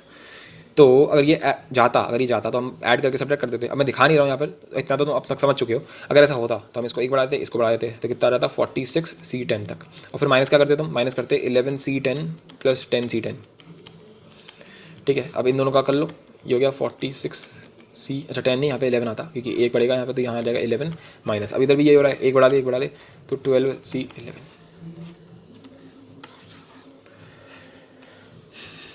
37 देख लेते हैं। 37 में क्या हो रहा है? 30, अच्छा ये सेम तक जा रहा है ये तो। पर यहाँ पे बहुत सारी चीज़ें छोड़ दी यार इसने। 89C30 से शुरू हुआ, कोई दिक्कत नहीं थी, पर इसको जाना कहाँ तक चाहिए था? इसको जाना चाहिए था 30C30 तक, पर इस रुक गया कहाँ पर? ये रुक गया 55C30 पे। यानी कि यहाँ पे इससे अगर इसके आगे वाला लिखते तो क्या आता? इसके आगे आता 54C30। तो बेसिकली इसने 30C30 से लेकर के 54C30 तक की पूरी सीक्वेंस ही उड़ा दिया एक तरीके से। तो मैंने क्या करा, मैंने इस पूरे सीक्वेंस को इसमें ऐड करा और फिर माइनस कर दिया। माइनस क्या कर दिया मैंने? फिर से 54C30 से लेकर के 30 तक का सम मैंने पूरा इसमें से ऐड करा और सब्ट्रैक्ट कर दिया। अगर ऐड कर दिया तो ये क्या बन गया, अब ये तो हमें पता है 89 एक बढ़ा दो और 30 एक बढ़ा दो तो क्या बन जाएगा 90C31। सिमिलरली यहाँ पर भी कम कर दो तुम यहाँ पर, तो 54 का एक बढ़ा दो तो बन जाएगा 55, फिर 30 का एक बढ़ा दो तो बन जाएगा 31। ये मेरा फाइनल आंसर हो गया इसका। अब ज़रा इस क्वेश्चन को सॉल्व करते हैं। तो ये हो रहा है 47C4, फिर यहाँ क्या हो रहा है, यहाँ पे हो रहा है ये 0 डालोगे तो आ जाएगा 50C3, 50 इसको उल्टा ही करूँगा मैं यार, मुझे पता है ये उल्टा करके होगा, ये हमने इस टाइप का क्वेश्चन देख रखा है ऑलरेडी। तो 50C3 फिर 1 डालेंगे तो बन जाएगा 49C3 और फिर 2 डालेगा तो बन जाएगा 48C3 एंड जब 3 डालेगा तो ये बन जाएगा 47C3। हाँ जी, फिर इधर क्या आएगा, इधर अगर मैं इस वाले को देखता हूँ तो ये भी खुलेगा पूरा का पूरा, जब ये पूरा खुलेगा तो क्या बनेगा, जब तुम यहाँ डालोगे अंडा 0। अच्छा, इसको खोलने से पहले हम एक काम कर सकते हैं, दोनों का डिफरेंस ले सकते हैं, जैसे कि क्योंकि मेरे को यहाँ दिख रहा है 3 तो यहाँ पर भी 3 आ सकता है ना, क्योंकि 56 माइनस के है और यहाँ रखा है C53 माइनस के है, तो इन दोनों का डिफरेंस अगर हम ले लेंगे तो कुछ बेनिफिट मिलेगा क्या, 56 माइनस के दोनों का डिफरेंस होगा तो 3 आ जाएगा, है ना। यहाँ पे अगर तुम देखोगे तो सिर्फ 3 तो ऐड हो रहा है, तो डिफरेंस 3 है इसका। सही, अब 3 लेने का तुम लॉजिक समझ गए होगे जहाँ तक है, क्योंकि 3 लेने का फ़ायदा तो है ही, क्या फ़ायदा है भाई साहब, इधर भी 3 है इधर भी 3 हो जाएगा, तो डेफिनेटली फ़ायदा है। अब डालो 0 डाल दोगे तो 0 डालोगे तो क्या आएगा 56C3, फिर 1 डालोगे तो क्या आएगा 55C3 और ये ऐसे करते करते जाएगा, अगर मैं इसमें क्या डालूंगा आखिरी 5 तो आएगा 51C3। अच्छा सही है, पूरा सीक्वेंस बना दिया इसने, है ना, 47C3 से लेकर के पूरा इसने सीक्वेंस बना डाला। ओके बढ़िया, कोई दिक्कत नहीं है। अब क्या करें, अब अगर तुम चाहो तो इसमें बेसिक से चलो ज़्यादा बढ़िया रहेगा। 47C4 47C3 कितना बन जाएगा भाई, एक बढ़ा दो 48 और नीचे क्या जाएगा 48C4। सही है, फिर क्या आ जाएगा यहाँ से आ जाएगा 49C4, यहाँ से आ जाएगा 50C4, यहाँ से आ जाएगा 51C4, 52C4, यहाँ से कितना आ जाएगा 56C4 और यहाँ से कितना आ जाएगा final answer 57C4। That is the answer. अब इस वाले पे आ जाते हैं फाइनल 39th क्वेश्चन पे। क्या दे रखा है मेरे को, प्रूव दैट कि C0 + C1 into C1 + C2 into C2 + C3 ऐसे करते करते Cn-1 + Cn जो है वो इसके बराबर है। अगर मुझे ये बताया कि CR का मतलब होता है NCR, मैं कह रहा था ना वो इस टाइप की चीज़ें करता है, ये जेई का क्वेश्चन है, सही ना। तो CR मतलब C0 का मतलब हो गया एक तरीके से NC0 NC1 NC1 NC, है ना। तो यार ये तो हमें ऑलरेडी आता है, अरे यार हमें ये पता है कि NCR + NCR-1 ये कितना होता है, ये बराबर होता है N+1 इंटू CR के। तुम देख सकते हो उसने हर एक ब्रैकेट में ही काम करा है उसने, हर एक ब्रैकेट के अंदर, ठीक है। तो अगर मैं हर एक ब्रैकेट के बारे में सोचूंगा तो मेरे को समझ में आ जाएगा कि ये बहुत ही वाहियात सिंपल, बहुत ही ज़्यादा सिंपल क्वेश्चन है। क्योंकि NC0 + NC1 कितना होता है भाई, NC0 है और प्लस NC1 है, तो क्योंकि सेम है तो ऊपर बढ़ा के लिख दिया N+1 हो गया। और C में क्या आ जाएगा, C में आ जाएगा आपके पास 0 और 1 में से बड़ा जो कौन सा है N+1 C ये आ जाएगा, सही है। तो ये एक्चुअली में क्या लिखा हुआ है, ये इतनी जो चीज़ है ये लिखी हुई थी मेरे पास N+1 C1, फिर ये क्या लिखा हुआ है, ये लिखा हुआ है N+1 C2, फिर ये क्या लिखा हुआ है, ये लिखा हुआ है N+1 C3, फिर N+1 C4 and so on, है ना, एंड सो ऑन। फिर आखिरी में क्या आएगा, आखिरी में आएगा N+1 Cn, यही आने वाला है। अच्छा ये प्लस नहीं है, यहाँ पे हर जगह पे मल्टीप्लिकेशन हो रहा है। अच्छा जी बिल्कुल परफेक्ट, कोई दिक्कत नहीं है। अब क्या करूँ, है ना, कोई दिक्कत नहीं है, तुम अपनी बातें कर रहे हो, मैं मुझे ये समझ नहीं आ रहा करें क्या है ना। तो यार जब मैंने इसको देखा ना यहाँ पर तो मेरे को समझ में आया कि यहाँ तो यार N+1 जो है वो N बार मल्टीप्लाई हो रहा है, तो मेरे दिमाग में वाली प्रॉपर्टी आनी चाहिए। इसको देखते ही मेरे को एक चीज़ समझ में आ रही है, क्योंकि यहाँ पे N फैक्टोरियल और मेरे को दिख रहा है 1 2 3 4, ये सब मैं निकाल सकता हूँ इसमें से, मतलब वो याद है NCR, इसमें से अगर मैं N निकाल लूँ तो N/R बाहर आ जाएगा, यहाँ आ जाएगा N-1 CR-1, तो हर एक टर्म के साथ यही करा, इसमें से निकाल ले तो बन जाएगा N+1/1, तो यहाँ क्या आ जाएगा, यहाँ आ जाएगा NC0। फिर जो दूसरा वाला है उसमें से भी यही करा, N+1 को बाहर निकाल लिया और N+1 को बाहर निकाल लिया और 2 को बाहर निकाल लिया, तो यहाँ क्या बन जाएगा, यहाँ बन जाएगा NC1, एक कम हो जाएगा। फिर से यही करा, N+1 को बाहर निकाल लिया, इसमें से 3 निकाल दिया, तो ये बन गया NC2। और फिर आखिरी वाले में भी यही करा, जो आखिरी वाला है उसमें से जब तुम करोगे तो N+1 बाहर आ जाएगा और N बाहर आ जाएगा, तो उसकी वजह से बन जाएगा NCn-1, ठीक है। और यहाँ पर 1 मिनट रुक जाओ, ये लिखा हुआ है N-1, ये N-1 है यहाँ पर, है ना, ठीक है। ओके तो बस हो गया क्वेश्चन सॉल्व, क्योंकि n टर्म्स थे, हर एक से तुमने N+1 को बाहर निकाला है ना, हर एक से N+1 को बाहर निकाला है, तो N+1 के बाद कितना हो गया, N हो गया। फिर ये क्या है 1 2 3 ऐसे करते करते n तक मल्टीप्लाई हो रहा है, तो ये हो गया n फैक्टोरियल, ये बन गया NC0 NC1 ऐसे करते करते NCn-1 तक। अब वेरी सिंपल क्वेश्चन है ना, तो IIT ने पूछा ये वाला, ठीक है। तो आई होप सो ये अच्छा लगा होगा तुम्हें। चलो बढ़िया, ये भी हमारा हो गया है 39। हम लोगों ने आज लगभग 40 के आसपास क्वेश्चन कर लिए हैं, सही है। तो अब ये इतना वैसे प्रॉपर्टीज हमारा हो चुका है। ये अभी तक हम क्या कर रहे थे, देखो अभी हम लोगों ने क्या क्या करा। टाइप 8 में हम लोगों ने किया था फैक्टोरियल। कहाँ गया यार, एक मिनट। टाइप एट है मेरा, ये फैक्टोरियल नोटेशन था ना टाइप 8। कहाँ चला गया टाइप 8? ये हम लोगों ने पढ़ा था ना पिछली पिछली क्लास में पढ़ा, ये वाला है ना। ये टाइप 8 हम लोगों ने पढ़ा, फैक्टोरियल नोटेशन। फिर टाइप 9 पे हम लोग आ गए। टाइप 9 में हम लोगों ने क्या पढ़ा, बाइनोमियल कोएफिशिएंट, एनसीआर और एनपीआर। पूरी भाई सब पीएचडी करा ली, इसमें मजा आ गया तुम्हें, है ना। इसमें भी बहुत सारी चीज़ें ऐसी हैं जो नंबर थ्योरी में कराई जा सकती हैं, वो मैं वहीं कराऊंगा, है ना। तुम मेरे हिसाब से बोर हो चुके होगे। अब टाइप 8 हो गया, टाइप 9 हो गया। अब टाइप 10 और टाइप 11 जो है वो ऐसी कोई महान चीज़ नहीं है। वो बेसिकली जो हमने अभी पढ़ा है, जो आज की क्लास में पढ़ा है, उसी के ऊपर बेस करके ये सारे क्वेश्चन बनेंगे, ठीक है। तो टाइप 8 ये है सीरीज बेस। तो ये देखने में भयानक लग रहा है, वरना इसमें कुछ है भी नहीं, है ना, कुछ भी नहीं है इसके अंदर, ठीक है। तो ये एंड ये टाइप 11, इसके ऊपर मैं कल मतलब एक अलग वीडियो बनाऊंगा, और उसमें हम इन दोनों को डिस्कस कर लेंगे एक ही बार में। उसमें मैं तुम्हें बता रहा हूँ कौन सी प्रॉपर्टी यूज़ होगी। एक तो ये वाली प्रॉपर्टी होगी भर भर के, ये तो टाइप 10 में यूज़ होने वाली है बहुत ज़्यादा, और टाइप 11 में कुछ भी यूज़ हो सकता है, ठीक है ना। टाइप 11 में बेसिकली ये सब कोई भी प्रॉपर्टी यूज़ हो सकती है, ठीक है। तो ये हम देख लेंगे अगले लेक्चर में। सिंपल इसका एप्लीकेशन है बेसिकली, ऐसे मान लो। सही, तो अभी पीएचडी कंप्लीट नहीं हुई है, पीएचडी पार्ट 2 अभी आएगा कल, ठीक है। चलो देन, बढ़िया कंप्लीट हो गया भाई। Okay then, thank you.